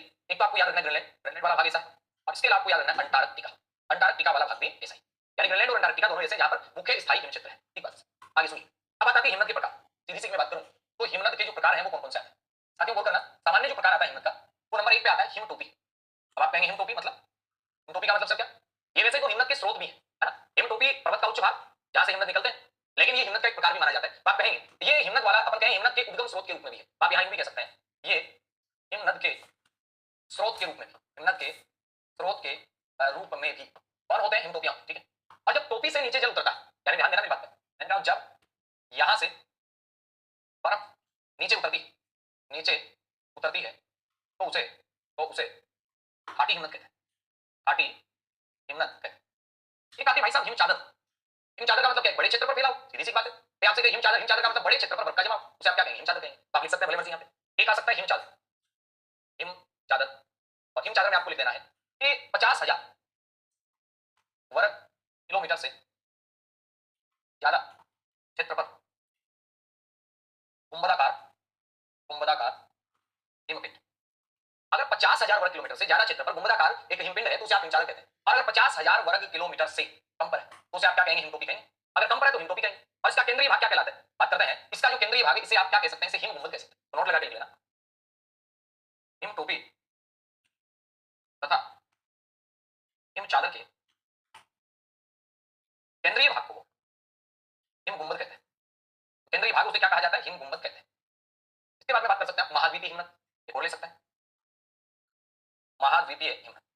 और महाद्वीपीय हिमनद का उदाहरण ले सकते हैं विस्तृत क्षेत्र पर, विस्तृत क्षेत्र पर हिमनद चादर। यानी बड़े क्षेत्र पर अगर हिमनद चादर का जमाव हो जाए तो उसे आप क्या कहेंगे? उसे आप महाद्वीपीय हिमनद कहेंगे। जैसे उदाहरण के रूप में ले सकते हैं ग्रीनलैंड और अंटार्कटिका। जैसे उदाहरण के रूप में क्या ले सकते हैं? ग्रीनलैंड और अंटार्कटिका। और ये जो महाद्वीपीय हिमनद हो जाता है बड़े क्षेत्र पर है चूंकि, तो यहाँ से चारों तरफ से अपन ले सकते हैं। जैसे अपने भारतीय भूगोल में लोग पढ़ते हैं कि अपना जो पर्वत आता है महादेव श्रेणी, आता है महादेव, महादेव के अंदर अमरकंटक आता है, आता है सॉरी महादेव का मेघाल के अंदर अमरकंटक आता है। तो अमरकंटक से क्या होता है? अमरकंटक की पहाड़ियों से 3 नदियां निकलती हैं। एक नदी सोन निकल जाती है, निकलती बिल्कुल निकलती है। एक नदी नर्मदा निकलती है, बिल्कुल। एक नदी कौन सी निकलती है? तो आप कहेंगे महानदी निकलती है। अब ये महानदी सोन नर्मदा इन नदियों का निकलना ये क्या अर्य प्रतिरूप पैदा कर रहा है? ठीक ऐसा ही महाद्वीपीय हिमनद पे होता है। और फिर उससे चारों तरफ से छोटे छोटे हिमनद चल पड़ते हैं अर्य प्रतिरूप के अंदर, रेडियल प्रतिरूप में अपन कह सकते हैं। इसके बाद डी नंबर पे आप कह सकते हैं पर्वतीय हिमनद। 3 नंबर पे आप कह सकते हैं पर्वतीय हिमनद। पर्वतीय हिमनद का मतलब आप क्या कह सकते हैं? पर्वतीय हिमनद कह दो या घाटी हिमनद कह दो। पर्वतीय हिमनद या घाटी हिमनद ये किसी भी हिमटोपी से आ सकते हैं, किसी भी हिमचादर से आ सकते हैं, किसी भी महाद्वीपीय हिमनद। मान लीजिएगा बड़े क्षेत्र पे आपका हिमचादर है और वो पर्वतीय क्षेत्र है, बड़े महाद्वीप में है, क्षेत्र बड़ा है और वहां से अगर निकल के आ रही है तो उसे भी आप घाटी हिमनद या पर्वतीय हिमनद कह सकते हैं। अब जरा गौर कर लें, मैंने यहाँ पर कहा है कि हिमनद जो है ये क्या करते हैं? अपक्षय करते हैं। हिमनद क्या करते हैं? अपक्षय करते हैं, अपरदन करते हैं, उत्पाटन करते हैं। अब यहाँ पर आप गौर कीजिएगा मेरी बात पर, हिमनदों द्वारा अपरदनात्मक जो कार्य होता है मुख्य रूप से दो होता है। एक अपक्षय के रूप में और एक होता है सॉरी अपक्षय तो ही अपरदन के रूप में, और एक होता है उत्पाटन के रूप में। उत्पाटन का मतलब होता है प्लकिंग, मतलब उधेड़ना, मतलब तोड़ना, फोड़ना है ना, तोड़ फोड़ के उधेड़ देना, उनको छिटका देना, उनको बिखरा देना, वो कहलाता है उत्पाटन। उत्पाटन का मतलब क्या? उधेड़ना है ना, उधेड़ना, उधेड़ना, इसे कहते हैं उत्पाटन। अपरदन में क्या होता है? सीधा कटाव होता है, चाहे वो आप घर्षण के माध्यम से हो रहा है, चाहे वो आपका आपस में अगर रगड़ खा के टूट रहे हैं तो सनी घर्षण के माध्यम से हो रहा है। लेकिन उत्पाटन का मतलब होता है उधेड़ना या फिर अपन कहें उड़ेदना, खोदना, जो मर्जी मान लो, इसे आप उत्पाटन कहते हैं। अभी देखेंगे अपन कि जब अपरदनात्मक स्थलाकृतियां बनेंगी तो उत्पाटन का क्या योगदान रहता है, इनको आप लिख सकते हैं। आगे चलते हैं, ठीक है? आज लिखिएगा, ठीक है? तो लिखिएगा, फिर आगे चलते हैं। अब देखिएगा यहां मैंने क्या कहा कि विस्तृत पर्वतीय हिमनद है। अब बात करते हैं कि जो पर्वतीय हिमनद है ना, इनका सर्वप्रथम अध्ययन ये आल्प्स पर्वत में किया गया। पर्वतीय हिमनदों का सर्वप्रथम अध्ययन आप कह सकते हैं कि इनका सर्वप्रथम अध्ययन, इनका सर्वप्रथम अध्ययन आल्प्स पर्वत में किया गया। इनका सर्वप्रथम अध्ययन कौन से पर्वत में किया गया? आल्प्स पर्वत में किया गया, किया गया। अतः अतः इन्हें अल्पाइन हिमनद भी कहते हैं। अतः इनको क्या कहते हैं? अल्पाइन हिमनद भी कहते हैं। ये बात आपको याद रख लेनी है, इनको क्या कहते हैं? अल्पाइन हिमनद के नाम से भी जानते हैं। इनको लिखिएगा, आगे चलते हैं, आगे बढ़ते हैं। और भी कुछ छोटी मोटी बातें रह गई हैं तो देख लेते हैं। आज इनका सर्वप्रथम अध्ययन कहा आल्प्स में, इसलिए इनको अल्पाइन हिमनद भी कहते हैं। उद्गम पर ये चौड़े होते हैं, नीचे संकरे हो जाते हैं, आपको याद रखना। उद्गम स्थल पर चौड़े और नीचे संकरे, एक लाइन और लिख लीजिएगा। उद्गम पर चौड़े तथा नीचे संकरे। उद्गम स्थल पर क्या हो जाते हैं? चौड़े हो जाते हैं, जैसे नीचे आते हैं वैसे क्या हो जाते हैं? संकरे हो जाते हैं, ये आपको याद रखना। अब आगे पर बात करते हैं तो अपना प्रश्न बनता है कि 1948 की बातें हैं, अब लिख लीजिएगा। 1948 ईस्वी में अल्मैन नामक विद्वान ने, नामक विद्वान ने 3 प्रकार के हिमनद बताए, हिमनद बताए। एक तो महाद्वीपीय हिमनद, महाद्वीपीय हिमनद, एक बताया घाटी हिमनद और एक बताया गिरिपाद हिमनद, गिरिपाद। ये 3 हिमनद किसने बताया? तो आप कहेंगे अल्मैन नाम के विद्वान ने। अब बताए 1948 में बताए। आकृतिक विश्लेषण इन्होंने किया और आकृतिक विश्लेषण के आधार पर इन्होंने ये चीजें बताई, महाद्वीपीय हिमनद, घाटी हिमनद, गिरिपाद हिमनद। और पुनः 3 मुख्य भाग में 11 छोटे भाग में लिख देता हूं। 3 मुख्य भाग तथा 3 मुख्य भाग तथा 11 छोटे भाग। 3 मुख्य भाग बने तथा 11 कैसे बनते हैं? छोटे भाग बनते हैं। कौन से में? तो याद रखिएगा, अल्मैन नामक विद्वान ने बताए थे 3 प्रकार के हिमनद। अब मैं आपसे एक बात पूछता हूं, क्या हिमनद गतिशील होते हैं? तो क्या बात कर रहे हो? गतिशील होते हैं तभी तो बनेंगे ही बनेंगे। देखिएगा साथियों, अगर मैं बात करता हूं हिमनदों की गतिशीलता की, तो गतिशीलता को लेकर प्राचीन अवधारणा क्या थी? ये थी कि हिमनद गतिशील नहीं होते। प्राचीन अवधारणा ये थी कि हिमनद गतिशील नहीं होते, हिमनद गतिशील नहीं होते। लोग मान रहे थे भाई साहब हिमनद है वो गतिशील नहीं होते, ये किसी भी प्रकार की कोई गति नहीं करते। ये लोगों ने माना ना, तो नहीं माना। जो थोड़ा सा विचार करने वाला होगा वो सोचेगा। स्विट्जरलैंड में एक प्रोफेसर हुए, ह्यूगी, ह्यूगी या ह्यूजी भी कहते हैं, इन्होंने कहा भैया ऐसा कैसे हो सकता है कि हिमनद है वो गति नहीं करते, है ना? कहां पे? आप कहेंगे स्विट्जरलैंड, स्विट्जरलैंड निवासी ह्यूगी, ह्यूगी ने सर्वप्रथम गतिशीलता का पता लगाया, सर्वप्रथम गतिशीलता का प्रमाण दिया इन्होंने, गतिशीलता को प्रमाणित किया, ऐसे कर दो, प्रमाणित किया। इन्होंने क्या किया भाई साहब? इन्होंने एक बड़ा सारा हिम क्षेत्र लिया और आल्प्स प्रदेश में, आल्प्स जो प्रदेश है, आल्प्स प्रदेश के हिम क्षेत्र में एक ऊंटी लगा दी। आल्पस प्रदेश के हिम क्षेत्र में क्या कर दी, खूंटी लगी। क्या सर बातें कर रहे हो? हाँ, अब जब खूंटी लगा दी और खूंटी को 14 वर्ष बाद में देखा, कितने वर्ष बाद में देखा, 14 वर्ष। तो ये जो खूंटी थी ना, ये 4200 फीट आगे मिली। आगे मिली इसका मतलब कोई खूंटी को उठा के तो लेके नहीं गए। अब खूंटी को इतनी छोटी मोटी लगाई नहीं, बड़ी लगाई होगी, छोटी मोटी होती तो पता नहीं चलता, बह जाती। लेकिन जब इन्होंने बड़ी सारी खूंटी के खूंटे लगाए फिर और यो खूंटो भाई साहब चाल तो आगे चलो, कितना आगे चले, 4200 फीट, कितना वर्ष, 14 वर्ष। तब इन्हें पता लगा कि भैया कुछ ना कुछ तो गड़बड़ है, हिमानी गतिशील तो है। तो गतिशीलता का सबसे पहला पता किसने लगाया, तो आपका उत्तर आएगा ह्यूगी नाम के महोदय ने गतिशीलता का पता लगाया हिमानी के बाद। अब फिर एक आपके मन में प्रश्न बनता है, एक प्रश्न, गति होती है, बिल्कुल होती है। जब बात आई गई कि हिमनद है, इनमें क्या होती है, तो आपने कहा कि हिमनद जो होते हैं इनमें गति होती है, नंबर एक बात। अब गति भी उसके मार्ग के विभिन्न भागों में समान नहीं होती। आप यूं कह सकते हैं हिमनद के मार्ग के विभिन्न भागों में, हिमनद के मार्ग के विभिन्न भागों में गति समान नहीं होती। गति क्या नहीं होती, आपका उत्तर आएगा समान नहीं होती। चलो ठीक है, आपकी बात को मानते हैं कि हिमनद के मार्ग के विभिन्न भागों में गति है वो क्या नहीं होती, समान नहीं होती। तो आप क्या समझेंगे, आप समझेंगे एक बात जो मैं बता रहा हूं, किनारों की अपेक्षा मध्य भाग में अधिक, ये बात आपको याद रख लेनी। यानी किनारों की अपेक्षा मध्य भाग में अधिक होती है। उसके बाद दूसरी बात, तली की अपेक्षा सतह पर अधिक, तली की अपेक्षा सतह पर अधिक देखने को मिलती है। उसके बाद में 1 मिनट के लिए थोड़ा सा, अच्छा मैंने कहा तली की अपेक्षा सतह पर अधिक होती है। इसके बाद में आप कह सकते हैं गर्मी में अधिक होती है। तली की अपेक्षा जो गति है वो सतह पर अधिक होती है, गर्मी में अधिक होती है, क्योंकि गर्मी में थोड़ा बर्फ पिघल जाती है ना, गर्मी में बर्फ थोड़ा पिघल जाती है। तो ये चीजें आपको याद रखनी चाहिए। गति होती है, लेकिन गति के संदर्भ में आपको ये चीजें चार याद कर लेनी है। हिमनद के मार्ग के विभिन्न भागों में गति समान नहीं होती, किनारों की अपेक्षा मध्य भाग में गति अधिक होती है। इसके बाद में आपको याद करना है तली की अपेक्षा सतह पर गति अधिक देखने को मिलती है, और गर्मी में जो गति होती है वो भी अधिक होती है, किसकी अपेक्षा, सर्दी की अपेक्षा। ये आपको याद रख लेना। इसके बाद जैसे आगे चलते हैं तो अपने पास आती है कि गति के प्रमुख कारण कौन से। गति के प्रमुख कारण, गति होती है लेकिन इस गति के प्रमुख कारण क्या क्या है। नंबर 1 पे जो कारण होता है गति का वो क्या होता है, सुनिएगा। नंबर 1 पे जो कारण होता है वो होता है गुरुत्व। गुरुत्व के कारण हिम गतिशील होता है। एक बात तो ये, एक टाइप के विद्वान तो ये कहते हैं कि गुरुत्व जो होता है उसके कारण हिम क्या करता है, गति करता है। अब आते हैं दूसरे टाइप के विद्वान, दूसरे टाइप का मत आता है। ये लोग क्या कहते हैं कि गुरुत्व के कारण हिम गति नहीं करता। जब बर्फ से जल बनता है, जब बर्फ से जल बनता है तब आयतन में वृद्धि होती है तथा मानी गति करती है। अब इसके बारे में एक नोट लगा के स्पेशल लिख लेना। हिमनद की मोटाई अधिक होने पर तथा हाल की अधिकता होने पर गति अधिक होती है। गति क्या होती है, अधिक होती है। अब आप कहेंगे भैया गति ही अधिक होती है, और कुछ भी काम होता है इसमें, और कुछ भी इसमें होता है। मैं बताता हूं क्या होता है। केवल गति ही आगे नहीं हो रही, कई बार बर्फ आगे वाली बर्फ है, जैसे मान लीजिए ये है, अभी वाली बर्फ पिघलते ये हिमनद है, या पर कहीं बर्फ का क्षेत्र पीछे हट रहा है, इसे कहते हैं हिमनद का पीछे हटना। तो आप कहेंगे हिमनद का निवर्तन। तो इसमें आप क्या कह सकते हैं, हिमनद के निवर्तन में हिमनद का पीछे हटना, तो बोल कर लेना हिमनद का पीछे हटना, ये हिमनद का निवर्तन है। अब आप कहेंगे हिमनद का निवर्तन, बिल्कुल हिमनद का निवर्तन। तो हिमनद के निवर्तन में आपको याद कर लेना कि हिमनद का पीछे हटना क्या है, आप कहेंगे हिमनद का निवर्तन है।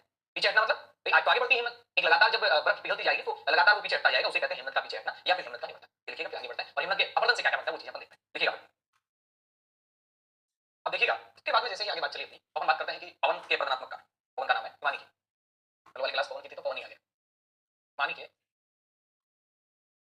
अपवर्तनात्मक कार्य। आप कहेंगे सर हिमानी के अपवर्तनात्मक कार्य, हाँ जी, हिमानी के अपवर्तनात्मक कार्यों के अपन लोग चर्चा करते हैं। और अपवर्तनात्मक कार्यों में दो मुख्य रूप से अपने को बातें याद रखनी। एक तो बात याद रखनी अपक्षय तो होगा ही होगा, प्लस में अपवर्तन। इसे क्या कहते हैं, इसे कहते हैं अनाच्छादन। अपक्षय का मतलब तो चट्टानों का टूटना फूटना। अब ये जो अपन यूं कहें कि अपवर्तन वाला जो काम है, इस अपवर्तन वाले काम में क्या देखने को मिलता है, एक तो अपघर्षण। अपघर्षण जैसा कि अपन ने वायु परिवहन में पढ़ा था, वायु के अपवर्तन में पढ़ा था। अपघर्षण क्या है, अपघर्षण क्या है, एक सतह विशेष पर किसी भी अपवर्तनात्मक यंत्रों का उसको क्या करना, घिसना, ये अपघर्षण है। चाहे वो बहता हुआ पवन भी घिस सकता है, बहता हुआ जल भी घिस सकता है, बहता हुआ हिम भी घिस सकता है, कोई भी घिस दे, घिसना चाहिए बस, अपघर्षण। अपघर्षण के बाद में एक आता है उत्पाटन। उत्पाटन को आप क्या कहेंगे, तो आप कहेंगे उत्पाटन का मतलब उखाड़ना, उत्पाटन का मतलब उखाड़ना या हटाना। उत्पाटन को इंग्लिश में क्या कहते हैं, तो आप कहेंगे उत्पाटन को इंग्लिश में कहते हैं प्लकिंग।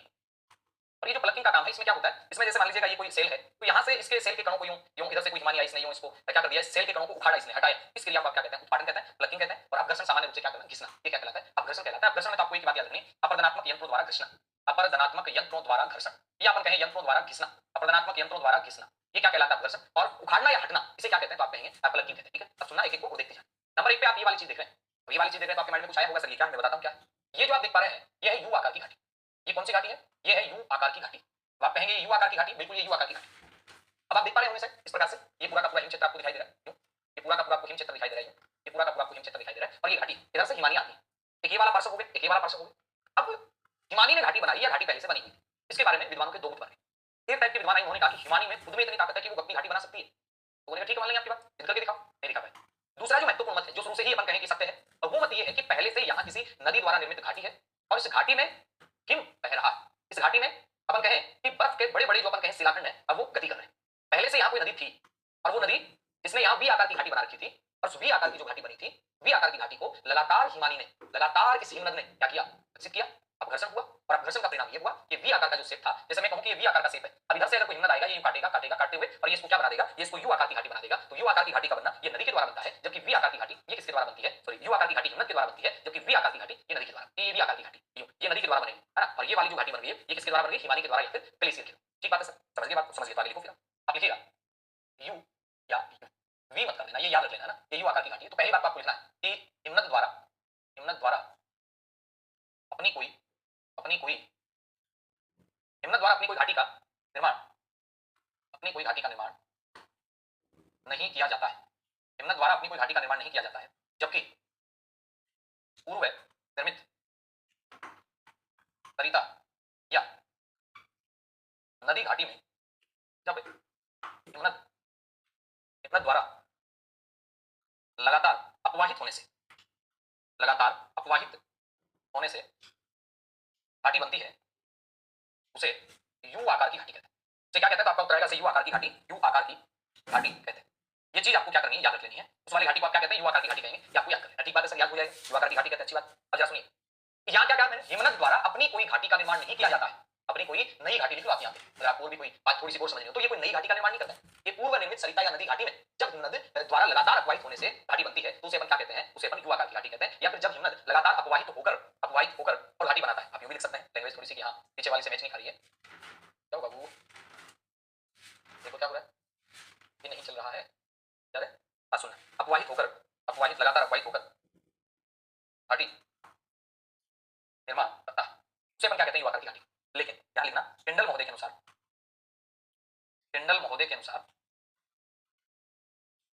हिमनद अपनी घाटी का स्वयं निर्माण करता है। उसके बाद इसमें लिखना किनारे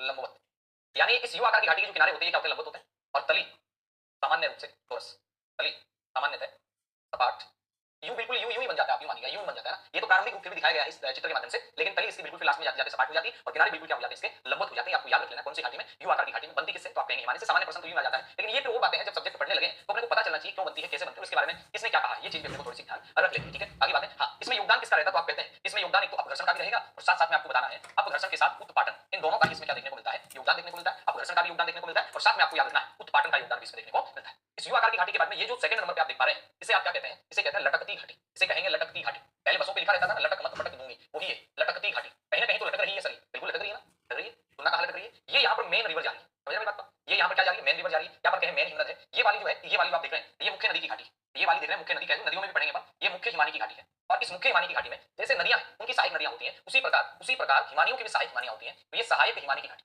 अब मुझे एक बात बताना, ये क्यों बनी? ये वाली घाटी गहरी क्यों है? ये वाली घाटी ऊंची क्यों है? फिर ये सहायक हिमानी आके इसमें मिलेगी तो ये यूं लगता है कि ये घाटी लटक रही है इसमें, है ना भाई। ये ऊपर से आई फिर इसमें गिरी, ये ऊपर से आई फिर इसमें गिरी, तो यहाँ पर जलप्रपात भी बन जाता है, इसलिए इसको प्रपाती घाटी भी कहते हैं। ये लटकती हुई प्रतीत होती है, इसलिए अपन लटकती घाटी भी कहते हैं। इसे अपन निलंबित घाटी भी कहते हैं, निलंबित सस्पेंशन की स्थिति में लगती है अपने को, इसलिए अपन इसको क्या कहते हैं? निलंबित घाटी कहते हैं, निलंबित घाटी कहते हैं। इसको प्रपाती घाटी कहा जाता है। हैंगिंग वैली जिसे अपन कहते हैं, झूलती हुई घाटी कहते हैं। क्यों कहते हैं? क्योंकि लगता है ऐसा है, प्रतीत ऐसा होता है। ऐसा हुआ क्यों? ये मुख्य हिमनद, मुख्य चीज जो भी होती है तो निश्चित उसके अंदर अपरदनात्मक यंत्र भी ज्यादा होंगे, उसकी ताकत भी ज्यादा होगी। अपरदनात्मक यंत्र उसमें ज्यादा है, उसमें ताकत ज्यादा है, तो उस ताकत का परिणाम क्या होगा?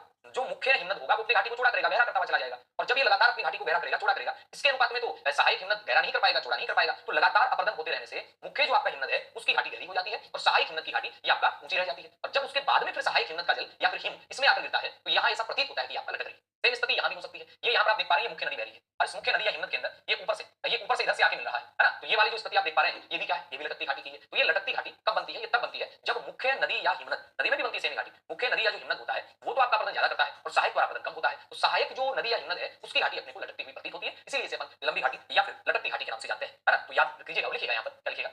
ये जो लटकती घाटी है सहायक, अब लिखिएगा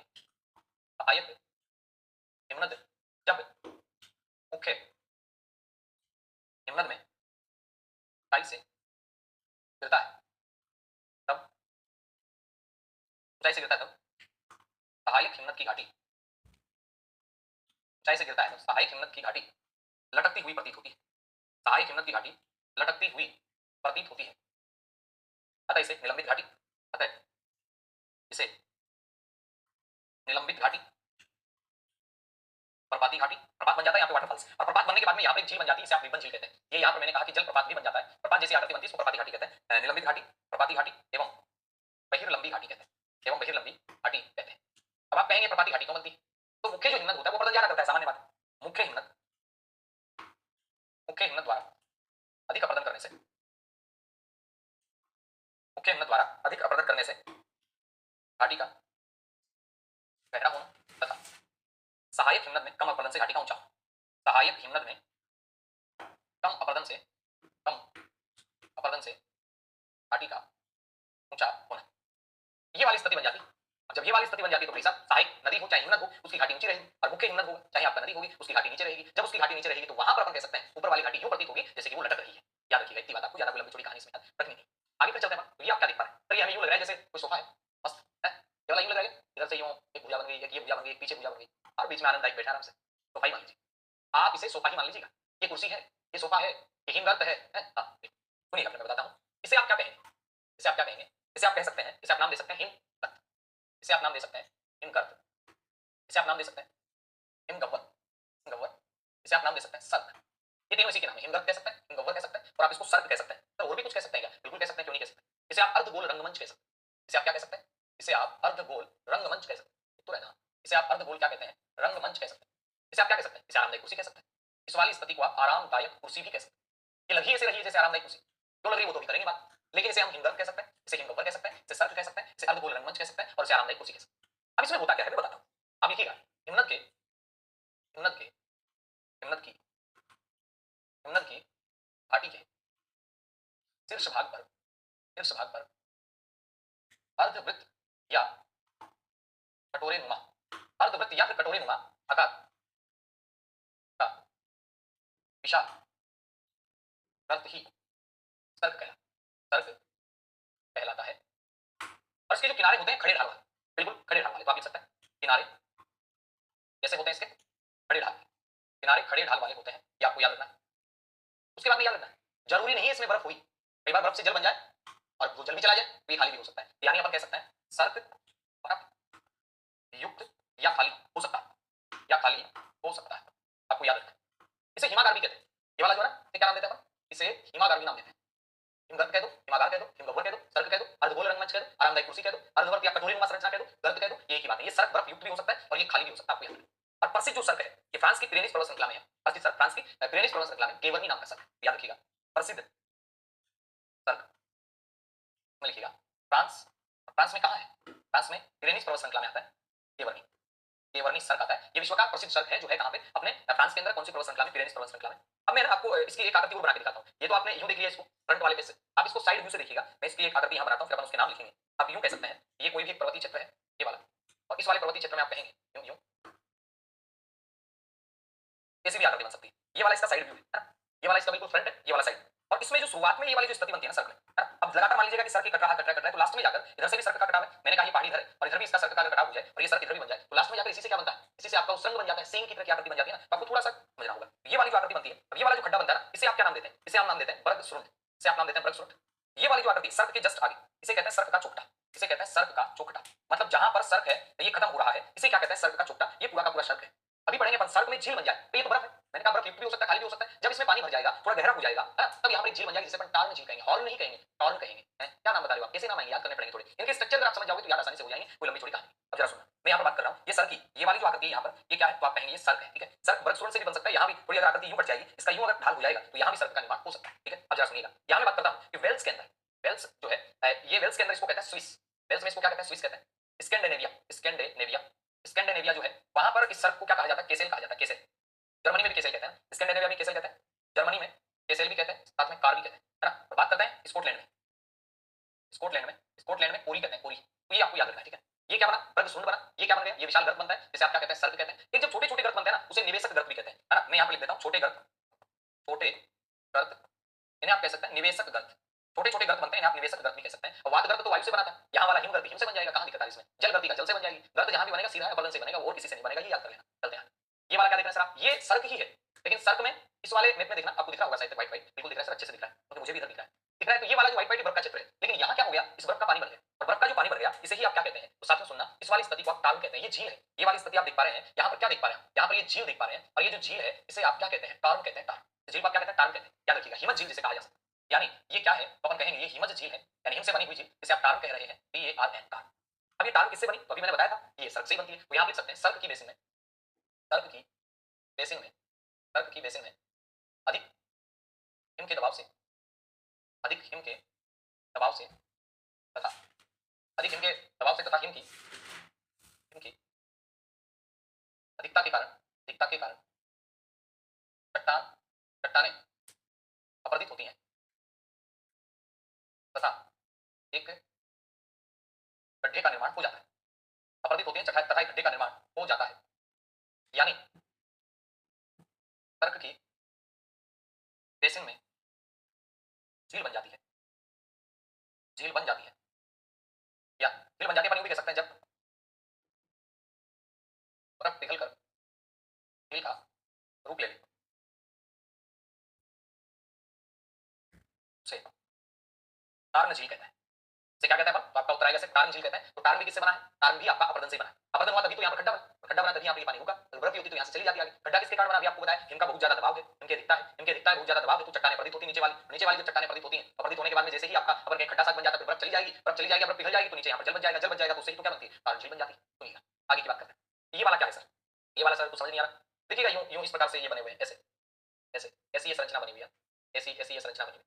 ये कंघी की तरह नहीं लग रही, क्या आपको लग रही है सर, कभी कंघी की तरह लग रही है तो आप इसे अरेत कह सकते हैं। आरी के जो दांते होते हैं, आरी के दांते, उन आरी के दांतों की तरह या फिर कंघी के दांतों की तरह इसकी आकृति बनती है, इसलिए इसे अरेत कहते हैं। क्योंकि आरी के दांते बड़ी ही तीव्रता से काटते हैं, इसलिए इसको तीक्ष्ण कटक भी कहा जाता है। इसे अरेत भी कहा जाता है और इसे तीक्ष्ण कटक भी कहा जाता है, ये आपको याद रखना है। अरेत या तीक्ष्ण कटक कब बनेगा, ये भी कहीं ना कहीं सर्क से जुड़ा हुआ। अभी मैंने आपको एक बात बताई थी, ये वाली जो आकृति है, ये वाली आकृति यहाँ पर क्या बन जाती है, आपने कहा था सर ये वाली आकृति, ये पहले पर्वत आ गए, फिर यहाँ पर अपने वृक्ष पड़ा था, फिर यहाँ पे सर्क बन गए, लगातार अपन कहें सर्क इधर इधर छोटे छोटे सर्क हैं, ये जब बहुत सारे हो जाते हैं और आपस में मिल जाते हैं, तो वहां पर आपका क्या बनता है, अरेत या तीक्ष्ण कटक बनता है, आपको याद रखना है। अरेत या तीक्ष्ण कटक ये भी कैसी है, तो आप कहेंगे सर ये भी अपरदनात्मक स्थलाकृति है। अरेत या तीक्ष्ण कटक कैसी है, तो आपका जवाब बनेगा अरेत या तीक्ष्ण कटक अपरदनात्मक स्थलाकृति है। तो अपन अपरदनात्मक ही तो पढ़ रहे हैं, और क्या पढ़ रहे हैं इधर से, ये भी एक अपरदनात्मक स्थलाकृति है। तो आप कह सकते हैं अरेत या तीक्ष्ण कटक में पर्वतीय भागों में, पर्वतीय पर्वतीय भागों में पूर्व निर्मित, पर्वतीय भागों में पूर्व निर्मित दो सर्क जब, दो सर्क जब एक दूसरे की ओर खिसकते हैं, एक दूसरे की ओर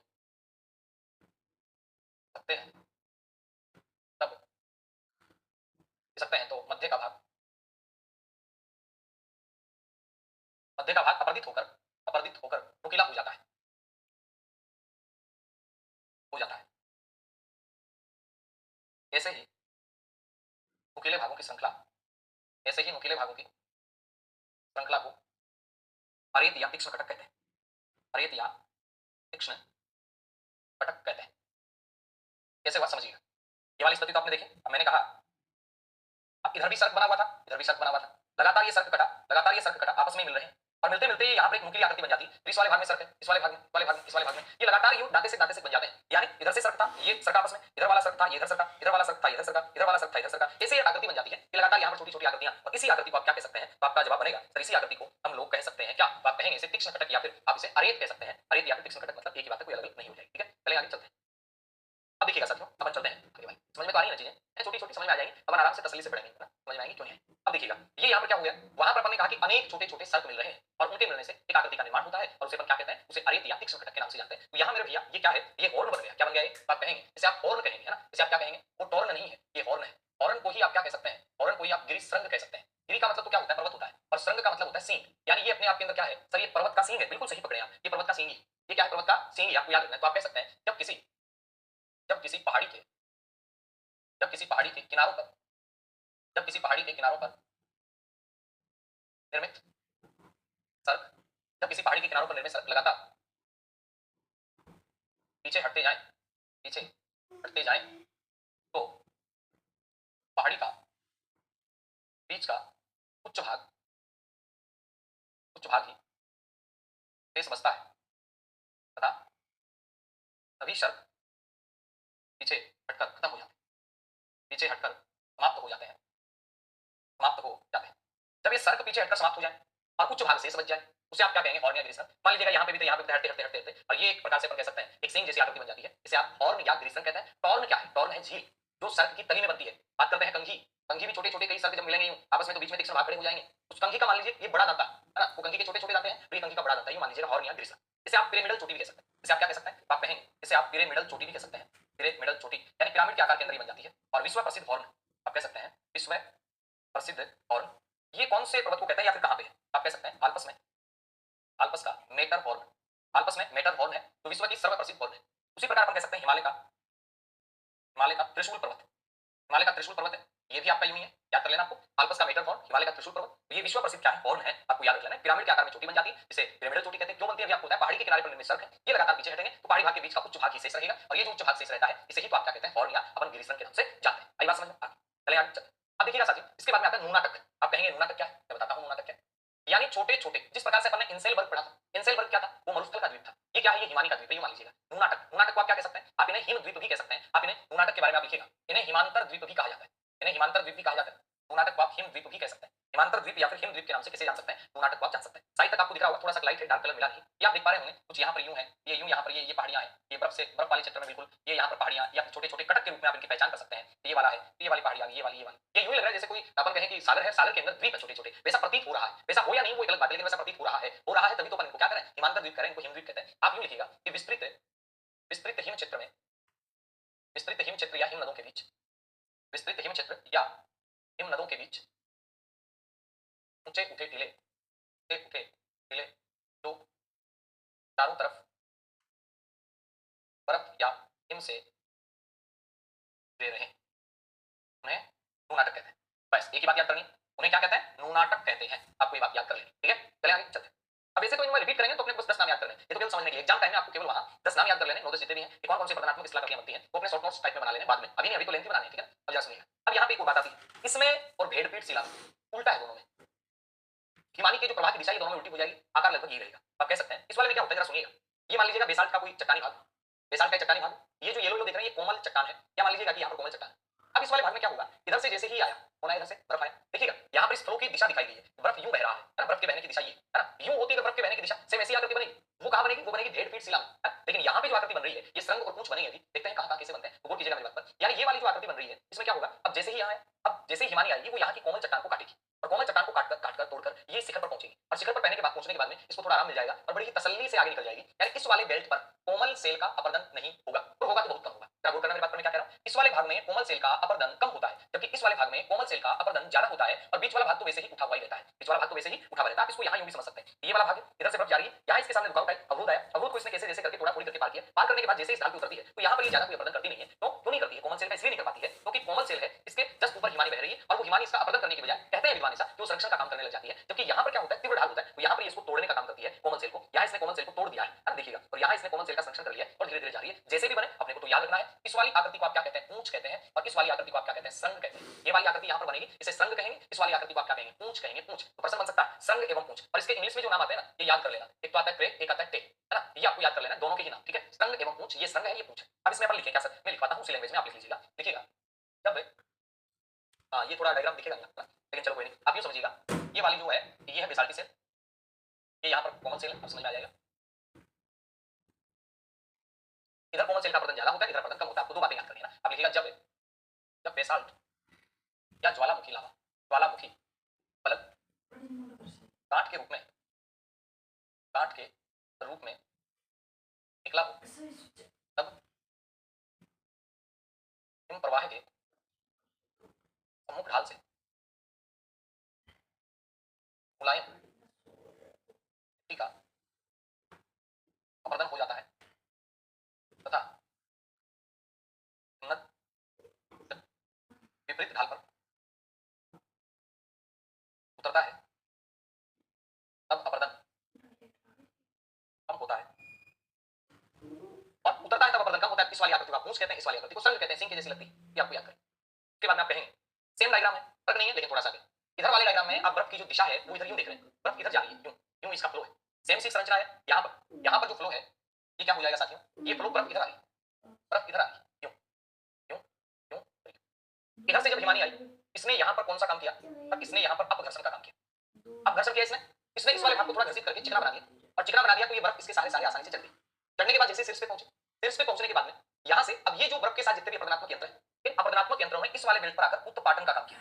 इस वाले बेल्ट पे उत्पाटन हुआ तो यहाँ पर जो ढाल बना है वो कैसा ढाल बना है मैं आपसे पूछूं तो आप कहेंगे तीव्र ढाल बना, क्योंकि इस वाले भाग में कैसा ढाल है तो आप कहेंगे इस वाले भाग में मंद ढाल है, इस वाले भाग में ढाल मंद है, इस वाले भाग में ढाल तीव्र है, इस वाले भाग में अपघर्षण काम कर रहा है, इस वाले भाग में उत्पाटन काम कर रहा है। और इस पूरे के पूरे प्रक्रम से ये जो आकृति बन रही है ये यूं लगता है जैसे कोई भेड़ बैठी हो और उसके कोमल मुलायम बाल यहाँ पे आपको दिख रहे हो, तो आप इसे कह सकते हैं भेड़ पीठ शिला। इसे आप क्या कह सकते हैं, आपका जवाब आएगा, इसे आप कह सकते हैं भेड़ पीठ शिला, इसे आप कह सकते हैं मेष पीठ शिला, इसे आप मेष पीठ शिला भी कह सकते हैं, इसे आप कह सकते हैं रोस मुटानी, इसे आप क्या कह सकते हैं, आप कहेंगे रोस मुटानी। और ये जो रोस मुटानी नाम है ये 1804 ईस्वी में, अब की बातें कर रहे हैं 1804 ईस्वी में एक बंदा था जिसका नाम था सासर, क्या नाम था, सासर महोदय ने दिया था। यानी ये जो नाम है ये 1804 ईस्वी में कौन से महोदय के द्वारा दिया गया, तो आपका उत्तर आएगा सासर महोदय के द्वारा ये नाम दिया गया था। अब आपको याद रखना है, यहाँ बात क्या याद रखनी है आपको, सीधी सी आपको एक ही बात याद रखनी है, हिमनद के मार्ग में कठोर सेल का आना, आप लिखेंगे हिमनद के मार्ग में, हिमनद के मार्ग में कठोर सेल का, कठोर सेल का, कठोर सेल का अवरोधक रूप में, अवरोधक रूप में आना, कठोर सेल अवरोधक रूप में आई आना तथा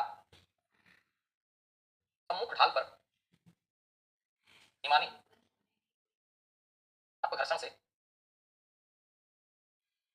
चिकने ढाल का निर्माण करती है एवं इसके सहारे यह ऊपर चढ़ती है एवं दूसरे ढाल पर, एवं दूसरे ढाल पर उतरते समय, दूसरे ढाल पर उतरते समय, दूसरे ढाल पर जब उतरेगी उतरते समय क्या होगा, तो आपका उत्तर आएगा उतरते समय अपघर्षण की जगह, की जगह उत्पाटन होगा तथा तीव्र ढाल बनेगा, उत्पाटन होगा तथा क्या बनेगा, तीव्र ढाल बनेगा। ये आपको याद रखना, इसकी जगह होगा तो मैंने कहा अपघर्षण की जगह क्या होगा, उत्पाटन होगा, और उत्पाटन होगा तो तीव्र ढाल बन जाएगा। ये अगर स्ट्रक्चर याद है तो ये चीज तो क्या है, ये तो थ्योरी आपको ये वाली याद रहेगी, इधर अपघर्षण हुआ, चिकना ढाल बना, इसके सारी चढ़ा, चढ़ने के बाद में यहाँ गया, फिर नीचे उतरा, उत्पाटन हुआ, इसने इसके साथ जो अपघर्षणात्मक यंत्र थे उसने यहाँ घेरने का काम किया और फिर यहाँ तीव्र ढाल का निर्माण हो गया। आई बात समझ में, किसमें, भेड़ पीठ शिला, मेष पीठ शिला, रोस मुटानी किससे बनी, अपरदन से बनी, ये ड्रमलीन नहीं है, उल्टे अंडों की टोकरी वो निक्षेपण से बनेगी, है ना। अब सुनिएगा, इसके बाद में बात आती है, ये वाली जो आप देख रहे हैं आप कह सकते हैं इस वाली पूरी स्थिति को आप क्या कहते हैं, यहाँ पर क्या बना, ये सोपान है, ये सीढ़ीदार संरचना है, है ना, ये सोपान बन गया, आप कह सकते हैं हिम सोपान, हिम सोपान कह सकते हैं। इनको देखकर ऐसे लगता है कि जैसे राक्षस अपने चढ़ने के लिए काम में ले सकते हैं, पहाड़ियों के अंदर इतनी बड़ी-बड़ी सीढ़ियां कौन काम में लेगा, राक्षस ही काम में ले सकते हैं, तो इन्हें दैत्याकार सोपान भी कहते हैं, इन्हें क्या कहते हैं, दैत्याकार सोपान भी कहते हैं। और सुनिएगा मजे की बात, ये जो हिम सोपान बनते हैं, ये जो दैत्याकार सोपान बनते हैं, इनके स्मारक में ये जो झीलें बनती हैं, इन झीलों को आप क्या कह सकते हैं, इन झीलों को आप पेटरनास्टर झील कह सकते हैं। यानी मैंने कहा ये वाली जो झीलें हैं इन्हें आप क्या कह सकते हैं, इन्हें आप पेटरनास्टर झील कह सकते हैं। प्रश्न बनता है पेटरनास्टर झील ये किसका परिणाम है, ये अपरदन का परिणाम है ना, अपरदन से दैत्याकार सोपान बनते हैं, फिर इसी दैत्याकार सोपान के अंदर हम कह सकते हैं कि क्या बन जाती है, पेटरनास्टर झीलें बन जाती हैं। तारण झील भी वहीं पढ़ के आए थे, पर सर्क के अंदर बनी थी, पेटरनास्टर झील भी यहीं पढ़ रहे हैं, आपको याद कर लेना, यहाँ भी उत्पाटन और अपघर्षण दोनों का योगदान होता है, तो आप लिखेंगे उत्पाटन, उत्पाटन व अपघर्षण दोनों का योगदान, उत्पाटन व अपघर्षण दोनों का योगदान, यानी से उत्पाटन का भी योगदान होगा और अपघर्षण का भी योगदान होगा। आपको याद रखना है उत्पाटन व अपघर्षण दोनों का योगदान रहता है। किसकी बात कर रहे हैं अपन बात कर रहे हैं, तो यहाँ हिम सोपान बनते हैं, दैत्याकार सोपान बनते हैं, पेटरनास्टर झीलें बनती हैं। यहाँ भी आप समझ सकते हैं यहाँ एक झील बन रही, फिर यहाँ एक झील बन रही, फिर यहाँ एक झील बन रही, जैसे जैसे नीचे बढ़ते जाएं वैसे वैसे सीढ़ीदार संरचना बनती जाएगी। इसे सोपानी संरचना कहते हैं, इसे हिम सोपान कहते हैं। नदियों में बने तब भी उसे सोपानी संरचना ही कहेंगे ना, वहां नहीं कहेंगे। नदी की हिम नदियों की आकृतियां लगभग सी एक प्रकार का सा कि व्यवहार स्वभाव दर्शाती हैं, कुछ कुछ इनमें फर्क होता है, क्यों, क्योंकि नदी वाली थोड़ा तीव्र होती है, नदी का वेग तीव्र होता है, तो उसकी आकृति है थोड़ा सा गलत बन जाती है, बाकी सेम सीखी है। लास्ट में आप कह सकते हैं फियोर्ड झीलें जो तटों के ऊपर होती हैं, तो आप कहेंगे फियोर्ड झील, फियोर्ड है ये कहाँ, तो आप कहेंगे तटीय क्षेत्र में हिमानी तटीय क्षेत्र में हिमानीकृत झील, ये फ्योर्ड है। इसके बाद में फियोर्ड तटों का देश, ये किसे कहते हैं, नार्वे को। फियोर्ड तटों का देश ये किसे कहा जाता है, आपका उत्तर आएगा नार्वे को कहते हैं। स्थल, स्थल वाला भाग, स्थल के किनारे वाला भाग, स्थल के किनारे वाला भाग गहरा, सागर की तरफ उथला, उथला तथा सागर की ओर बढ़ने पर पुनः गहरा, सागर की ओर बढ़ने पर पुनः गहरा। और ये जो उतला भाग है सागर की तरफ का, इसे फिर से फ्योर्ड का चोट्टा कहा जाता है। यानी मान लीजिएगा ये वाला जो भाग है यहाँ पे, इसके बाद में ये फ्योर्ड झील पूरी की पूरी, ये वाला भाग जो आपका यहाँ ये गहरा रहेगा, फिर थोड़ा उतला रहेगा, उतला जो भाग रहेगा उसे क्या कहा जाएगा, उसे कहा जाएगा फ्योर्ड का चोट्टा। फिर सागर की ओर जाएंगे तो गहराई बढ़ती जाती है, सामान्य बात है। तो ये फ्योर्ड वाली चीज आपको याद रखनी है। इसके बाद हिम विदर भी बनते हैं। अगर अन्य की बात करें अन्य में और क्या बनता है, तो ये नाम भी आ सकता है, हिम विदर बनते हैं, छोटी छोटी दरारें सी बन जाती हैं, ठीक है। ये भी आपकी एक आकृति, ये भी अपरदन से बनती है। तो ये हमने पढ़ा हिमानी के द्वारा बनने वाली आकृतियां। अपरदनात्मक निक्षेपणात्मक के लिए समय थोड़ा सा इजाजत नहीं दे रहा है, इसके छोटा सा वीडियो अलग से डालता हूँ। जल्दी जल्दी, जय हिंद, जय भारत।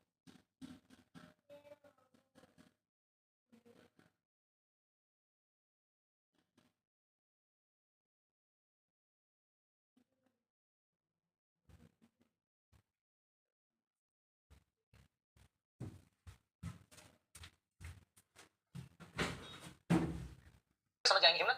ग्लेशियर डिप्ट का मतलब है, डिप्ट का मतलब है कि हिमानी के द्वारा अपवाहित मलबा, आप कह सकते हैं हिमानी के द्वारा, हिमानी के द्वारा अपवाहित मलबा या पदार्थ, हिमानी के द्वारा अपवाहित मलबा या फिर आप कह सकते हैं पदार्थ, इसे आप क्या कहते हैं? तो आपका उत्तर आएगा हिमानी के द्वारा अपवाहित जो मलबा है या फिर पदार्थ है, इसे आप क्या कहते हैं? तो आप कहेंगे इसे ग्लेशियल ड्रिफ्ट कहते हैं। और ये ग्लेशियल ड्रिफ्ट फिर जाके क्या होंगे? जमा होंगे। एक बात याद कर लेना विशेष, यानी अपन पढ़ते हैं, अपन ने पीछे भी पढ़ा है कहीं ना कहीं कि जब जमाव की क्रिया होती है, जैसे अपन ने पढ़ा था कि औषधि जो सेलें होती हैं उनमें जमाव की क्रिया में क्या देखने को मिलता है? उनमें देखने को मिलता है अपने को स्थिरीकरण, है ना, कि बड़े कण नीचे फिर छोटे फिर बड़े फिर छोटे। हिमानी में ऐसा होता है कि कोई बड़े छोटे का सिस्टम नहीं है, मिक्स में चलता है सारा। तो नोट लगा के स्पेशली बात लिख लेना, हिमानी के निक्षेपण के समय, हिमानी के, ये कथनों के रूप में आ सकता है, हिमानी के निक्षेपण के समय, हिमानी के निक्षेपण के समय क्या होता है? तो आप कहेंगे स्तरीकरण, स्तरीकरण देखने को नहीं मिलता, स्तरीकरण देखने को नहीं मिलता। यानी ये विशेष बात आपको याद रखनी, देखने को नहीं मिलता। क्या देखने को नहीं मिलता? आप कहेंगे स्तरीकरण देखने को नहीं मिलता है। आइए हिमानी की बात कर रहा हूं, यहां अगर और अपन चर्चा करेंगे तो वहां हो सकता है स्तरीकरण, लेकिन स्पेशल हिमानी में स्तरीकरण आपको देखने को नहीं मिलता है। उसके बाद में मान लीजिए कि अवर्गीकृत हिमोड़ों का निक्षेप है, अवर्गीकृत रूप से जो निक्षेप होता है, ऊंचा निक्षेप होता है उसे टिल कहते हैं। उसे क्या कहते हैं? टिल कहते हैं। यानी जो अवर्गीकृत निक्षेप होता है, अवर्गीकृत मलबे से होता है, उसे आप क्या कहते हैं? तो आप कहेंगे उसे टिल कहते हैं। अवर्गीकृत रूप से ऊंचा निक्षेप होता है उसे टिल कहते हैं। प्रश्न आ जाए अवर्गीकृत मलबे का जमाव क्या कहलाता है? टिल कहलाता है। अवर्गीकृत तलछट का जमाव क्या कहलाता है? टिल कहलाता है। अब तलछट कह दो, मलबा कह दो, अवसाद कह दो, कचरा कह दो, हिमोड़ कह दो, ये अवर्गीकृत रूप से अगर जमा होंगे तो इनको क्या कहेंगे? टिल कहेंगे। ठीक है। इसके बाद में बात आती है कि जो अपना मलबा होता है, इस मलबे में अपन कई से प्रकार कर सकते हैं। एक तो होता है अंतर हिमानी मलबा, एक तो होता है अंतर हिमानी मलबा। अंतर हिमानी मलबा, अंतर हिमानी मलबे में क्या होता है? ये हिमानी के साथ साथ जाता है, यानी हिमानी के आंतरिक भाग, ये होता है अंतर। इसके बाद बात आता है कि बाह्य, बाह्य मलबा,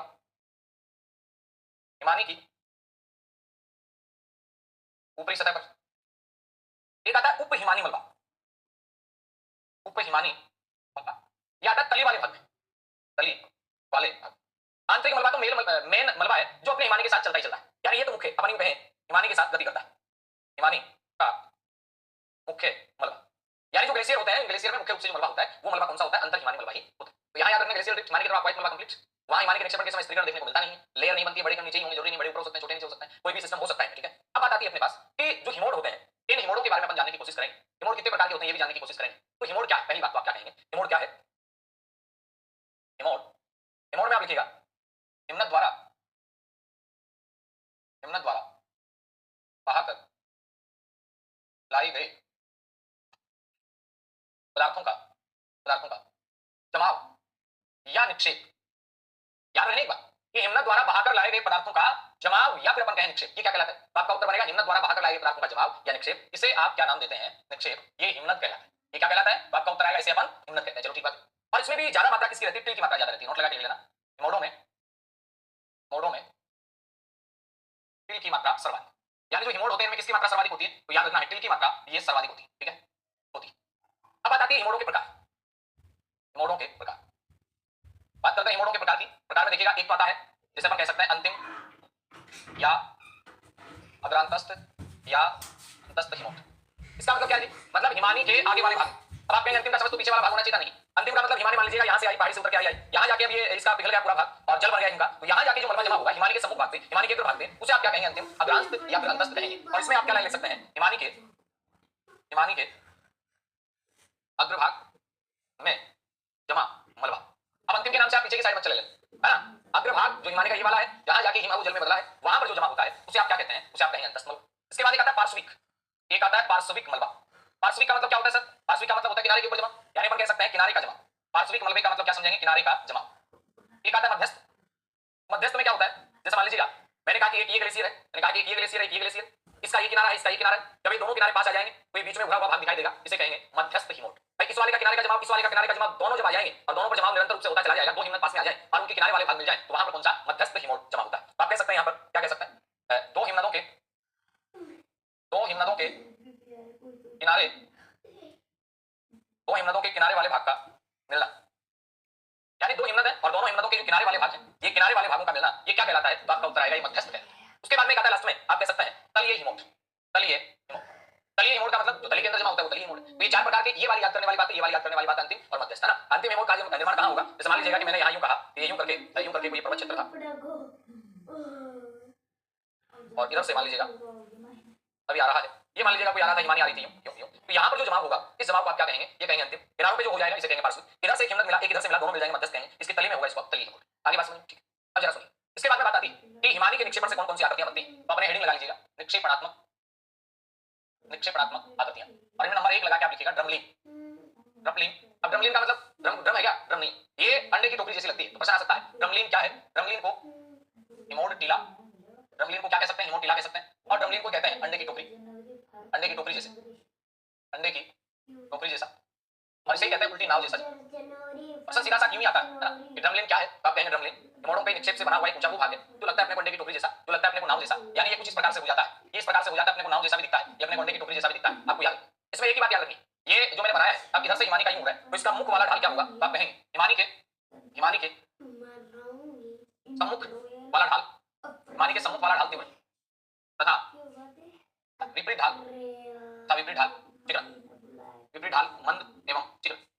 सम्मुख ढाल होगा, ये क्या होगा? तो आप कहेंगे ढाल तीव्र भी होगा, और तीव्र के साथ साथ में याद रखना तीव्र भी होगा और साथ में खुरदरा भी होगा, खुरदरा भी होगा, तीव्र भी होगा, जबकि बात कर रहे हैं जैसे ही विपरीत ढाल आएगा वो इसका मंदा है। अब लगने को तो यूं लगता है कि सर ऐसा साथ तो अपन ने एक चीज और पढ़ी थी, पीछे पढ़ के आए थे अपरदनात्मक रूप के अंदर, अपन भेड़पीट शिला भी कुछ ऐसी सीखी शेप में पढ़ के आए थे, लेकिन वहां उल्टा सिस्टम था, इधर से पानी आया था, सॉरी हिमानी आई थी, इधर उतरी थी, या इधर से आ रही है उधर उतरेगी। सर फिर तो अपन ने सरंग और पूंछ भी पढ़ी थी, वहां वहां अलग संरचना थी, वहां पर क्या था? सरंग और पूंछ में क्या था? बेसाल्टिक लावे का एक भाग ऊपर उड़ा हुआ था, उसके बाद में अपन ने देखा भेड़पीट शिला में वहां कठोर सेल थी, और यहाँ पर तो ये हिमोड़ों का जमाव हुआ है, निक्षेपण हुआ है, उस निक्षेपण के परिणाम स्वरूप क्या बना है? यहाँ पर ये ड्रमलीन बन गया है। बात करते हैं इसके निर्माण में, इसके निर्माण में मुख्य योगदान किसका है? तो आप कहेंगे इसके निर्माण में, इसके निर्माण में, इसके निर्माण में मुख्य योगदान गोलाश्म, गोलाश्म एवं मर्तिका का है, मर्तिका का। आप फिर पूछेंगे भाई कहाँ जाते हैं? ये ड्रमलीन जो है ये यूएसए का विस्कॉन्सिन प्रदेश है, यहाँ पे पाई जाते हैं, और साथ में ये कहाँ पाए जाते हैं? तो आपका उत्तर आ जाएगा सर ये आयरलैंड में पाई जाते हैं, आयरलैंड में यूएसए के विस्कॉन्सिन प्रदेश के अंदर ये ड्रमलीन आपको देखने को मिलते हैं। ड्रमलीन के बाद में आती है एस्कर, प्रश्न बनता है ड्रमलीन के बाद में सेकंड नंबर पे एस्कर। अब आप कहेंगे एस्कर क्या है? एस्कर भी कुछ तो है, जब ड्रमलीन है तो एस्कर भी कुछ है। एस्कर में आप कह सकते हैं हिमनद कटक, एस्कर भी कह सकते हैं आप, और इनको हिमनद कटक भी कह सकते हैं। एस्कर या हिमनद कटक में आप लिखिएगा हिमानी, हिमानी जलोढ़ निक्षेप से निर्मित। अब आप कहेंगे सॉरी हिमानी जलोढ़ निक्षेप से निर्मित। अब आप कहेंगे ये क्या बीमारी है? हिमानी जलोढ़ निक्षेप का मतलब क्या है? अभी तो आप हिम निक्षेप की बात कर रहे थे, हिमानी जलोढ़ निक्षेप का मतलब साथ में लिखिए क्या है, सुनिएगा कि जब बर्फ है वो पिघल जाए और बर्फ का बन जाए पानी, आधा पानी आधी बर्फ, ये दोनों जब काम करते हैं, यानी बर्फ जब आंशिक रूप से पिघल जाती है तो उसमें कुछ पानी हो जाता है, कुछ बर्फ रहती है और वो थोड़ा और गति करेगी, और जब हिम प्लस में जल ये दोनों जब गति करेंगे तो उसके बाद में जो आपका होगा उस जमाव को आप क्या कहते हैं? एस्कर या फिर हिमनद कटक कहते हैं। ध्यान दीजिएगा मेरी बात का, मैं कहता हूं ये हिमानी जलोढ़, इस बात को स्पष्ट कर देता हूं मैं, हिम जब पिघल जाए हिमानी पर जलधारा दोनों से निर्मित, हिमानी और जलधारा दोनों से जो निर्मित होगा अब वो क्या होगा? तो आप कहेंगे दोनों से निर्मित, उसे कहते हैं हिमानी जलोढ़ निक्षेप। और ये जो इसका बनता है ये यूं बनता है, ये यूं इसका जमाव होता जाता है ऐसे ऐसे, फिर बीच में कोई झील भी बन जाती है, फिर जमाव हो जाएगा ऐसे, फिर कोई बीच में झील बन जाएगी, फिर जमाव हो जाएगा ऐसे, फिर कोई बीच में झील बन जाएगी, फिर जमाव हो जाएगा ऐसे। इसे कहते हैं एस्कर के मोतियों की माला, इसे कहते हैं एस्कर के मोतियों की माला। जैसे पेट्रोनास्टर झील में क्या था? ऊपर से आया प्रपात बना, फिर झील बन गई, फिर प्रपात बना, फिर झील बन गई, और यहाँ पर इस हिमानी में क्या होता है? ये अपन कहें कटक के रूप में जमा हो जाता है। कटक का मतलब क्या है? एक लंबा चौड़ा लंबा चित्र स्पेशल उठा हुआ कुछ भाग वो कटक है, वैसा यहाँ पर जमाव हो जाता है लगातार, तो एस्कर से ही बनता है। और ये जो हिम का बर्फ में पिघलना, हिम का किसमें पिघलना? जल में पिघलना। हिम जब पिघल जाती है इस क्रिया को क्या कहते हैं साथियों? गौर करना, इस क्रिया को अब्लेशन कहते हैं। प्रश्न आ सकता है कि अब्लेशन क्या है? अब्लेशन किस चीज को इंगित कर रहा है? अब्लेशन कर रहा है कि हिम है उसका क्या बन जाए? पानी बन जाए। हिम के पानी बनने की प्रोसेस जो है उसे आप क्या कहते हैं? अब्लेशन कहते हैं। क्या कहते हैं? अब्लेशन कहते हैं, ठीक है, तो याद रखना है। तो इस प्रकार से इस तरह हिमानी जलोढ़ निक्षेप से निर्मित है, और ये जलधारा के समानांतर बनती है। आप लिख लीजिएगा इसका निर्माण जलधारा के समानांतर होता है, इसका निर्माण जलधारा के समानांतर होता है, इसका निर्माण जलधारा के क्या होता है? समानांतर होता है, आपको याद रख लेना। और ये यातायात में मुख्य रूप से काम में आते हैं। अपन कह सकते हैं स्वीडन व फिनलैंड में यातायात में सहायक। अब आप कहेंगे यातायात में सहायक का मतलब एक है कि यहाँ पर सड़क वगैरह भी बनाई जा सकती है, जब इतना ज्यादा जमा हो जाए काफी भारी मात्रा में मजबूत जमा हो जाता है, वहां सड़कें वगैरह बनाई जा सकती हैं। तो स्वीडन है, फिनलैंड है, नॉर्वे है, इन देशों में तो है हिमानी का पूरा काम है, पूरा हिमनद हिमनद है, यहाँ तो थोड़ी अपने तो यहाँ हिमनद अकेले हिमालय में। इसके बाद में आता है केम। आप कहेंगे केम क्या है? केम केम है, केटिल है, हमक है, ये ऐसे नाम आएंगे जो आपको निक्षेपणात्मक इस्लाम में याद रखना है। ड्रमलिन के बाद में एस्कर, इसके बाद में केम के बाद में केटिल, केटिल के बाद में हमक, हमक भी आएगा ना, हमक। ये छोटे छोटे नाम है जो आपको दो चार बार लिखोगे याद हो जाएंगे, लंबी छोटी कहानी है नहीं कि याद नहीं होंगे, याद होने वाले नाम है नहीं, ऐसा कुछ नहीं। आप कहेंगे हिमानी के अग्रभाग पर, हिमानी के अग्रभाग पर मलबे का टीला या ढेर जिसकी रचना रेत व बजरी से हुई, जिसकी रचना रेत व बजरी से हुई तथा ढाल तीव्र है, तथा इसका ढाल कैसा है? तीव्र है। ये आपको याद रखना है। इसका जवाब कहां होगा? अभी पढ़ गए थे अपन, हिमानी का अग्रभाग मतलब आगे वाले भाग में, तो यहां का जवाब होता है तो इसे आप क्या कहते हैं? केम कहते हैं। ये मलबे का टीला बन जाता है, मलबे का ढेर बन जाता है, आपको याद रखना, ठीक है। इसके बाद में आता है केटिल, केटिल केटिल केटिल में लिखिएगा ये गर्तनुमा संरचना है ना, कैसी संरचना? गर्तनुमा संरचना। तो केटिल में लिखिएगा गर्तनुमा संरचना है जब बड़े बड़े हिमनदों के पिघलने के बाद उनका मलबा धंसकर निक्षेपित हो जाए, उनका मलबा धंस कर क्या हो जाए, निक्षेपित हो जाए, उस वाली स्थिति को आप क्या कहते हैं, केटली कहते हैं। केटली, केतली याद रखना। और मान लो कि केतली में आपने पानी भर रखा है, बीच में आपने दीपक रख दिया, ये मान लो, उसे हमक कहेंगे ना, याद रखिए ना, मैं बता रहा हूँ, हमक। हमक में लिखना केटिल, केटिल के बीच में, केटिल के बीच में छोटा, केटिल के बीच में छोटे टीले नुमा रूप, इन्हें आप क्या कहते हैं, इन्हें कहते हैं आप हमक। केटिल, केटिल के बीच में छोटे छोटे टीले नुमा रूप हो जाते हैं, इन्हें आप हमक कहते हैं। एक आता है वार्प। हिमानी का जल जब किसी झील में, हिमानी का जल नहीं, निक्षेप, हिमानी का निक्षेप जब किसी झील में जमा हो जाए, उसे क्या कहते हैं, वार्प कहते हैं। वार्प मानी है, उसका निक्षेप किसी झील में जमा हो जाए। तो ये थी बातें। लास्ट एक बात और कर लेते हैं। अवक्षय हिम्मत जो होता है, ये क्या होता है, अपन कहें अवक्षेप हिम्मत। अवक्षेप हिम्मत का मतलब आप कह सकते हैं आउटवास। और कहीं ना कहीं आउटवास आ गया तो कोई ना कोई तो समझने की आपको बात है। इसको आप यूं समझ सकते हैं जैसे आप एक डायग्राम बनाएंगे ऐसे करके, फिर आप ऐसे करें, फिर आप ऐसे करें, राइट बन नहीं रहा, फिर आप ऐसे करें, उसके बाद आप इसको ऐसे करें, फिर आप ऐसे मान लीजिए, चलो ऐसे करेंगे, उसके बाद में आप ऐसे करेंगे, ऐसे आप ये बना देंगे, ठीक है। अब जरा सुनिएगा, मान लीजिएगा एक प्रवचन है और इस वाले भाग में मैंने कहा कि ये अग्रस्त हिमोड़ का जवाब हो गया, ठीक है। क्या हो गया, अग्रस्त हिमोड़ का जवाब हो गया। मैंने इस वाले को कह दिया है अग्रस्त हिमोड़, यानी ये आगे वाली हिम है ना, अग्रस्त हिमोड़। अब क्या हुआ सुनना, ये यहाँ पे हिमोड़ हमारे क्षेत्र है, पीछे से मान लीजिएगा कि एक और हिमानी आई, ये हिमानी आई, इसका जल पिघल गया और ये पिघला हुआ जल यहाँ पे जमा हो गया। जब जल बहुत ज्यादा हो जाएगा यहाँ पर, तो ये यहाँ से बहने लगेगा जल, यहाँ से जल बहने लगेगा। जब ये जल बहने लगेगा तो यहाँ जो इस हिमोड़ के पास और मलबा था, इस मलबे को ये यहाँ से उठाएगा और उठाकर ये इस वाले भाग में जमा कर देगा। यानी जब कोई हिमानी आती है, हिमानी जब आएगी, आएगी तो क्या होगा, उसके सामने अगर कोई हिमोड़ आ गए तो उनके पीछे उस हिमानी का जल है वो जमा हो जाता है। और जल जब इतना ज्यादा हो जाए कि वो इस हिमोड़ वाले जमाव को पार करके और पहाड़ी से जब नीचे उतरता है, आगे बढ़ता है, तो एक मैदान की रचना होती है। उस मैदान को आप अवक्षेप हिम्मत कहते हैं। क्या कहते हैं आप उसे, अवक्षेप हिम्मत के नाम से जानते हैं। तो ये बात आपको याद रखनी है। अब मैं आपको लिखवा देता हूं, समझ गए होंगे तो लिख लीजिएगा। अवक्षेप मैदान में पहली बात तो लिखिएगा, यह एक मैदानी संरचना है, यह एक मैदानी संरचना है जो निक्षेपण का परिणाम है। तो किसका परिणाम है, निक्षेपण का परिणाम है। और ये केवल हिमानी से नहीं हुआ, ये हिम की जो जलधारा उससे हुआ निक्षेपण का परिणाम। अब आप कहेंगे जब हिमनद, जब हिमनद का अग्रभाग पिघलता है, जब हिमनद का अग्रभाग पिघलता है तो उससे प्राप्त जल राशि पहले से जमा अंतिम हिमोड़ के पीछे इकट्ठा हो जाता है। अंतिम हिमोड़ के पीछे क्या हो जाता है, इकट्ठा हो जाता है। लगातार जल एकत्रित होने से, एकत्रित होने के बाद जब यह जल इस हिमोड़ जमाव को पार कर, हिमोड़ जमाव को पार कर आगे उतरता है, आगे उतरता है तो अपने साथ कुछ मलबे का जमाव कर देता है, जिसे अवक्षेप मैदान कहते हैं। जिसे क्या कहते हैं, अवक्षेप मैदान कहते हैं। आप यूं भी कह सकते हैं कि हिमोड़ के सामने मलबे का जमाव, ये हिमोड़ था अभी मैंने डायग्राम बनाया, उसके सामने मलबे का जमाव, ये भी आप क्या कह सकते हैं, इसे आप अवक्षेप मैदान के नाम से जान सकते हैं। तो ये थे हिमानियों द्वारा या फिर अपन कहें ग्लेशियर द्वारा कौन कौन सी आकृतियां तो निक्षेपण से बनती हैं। इतनी बातें थी, बाकी अपन करते हैं जल्दी नए सेशन में चर्चा। जय हिंद, जय भारत।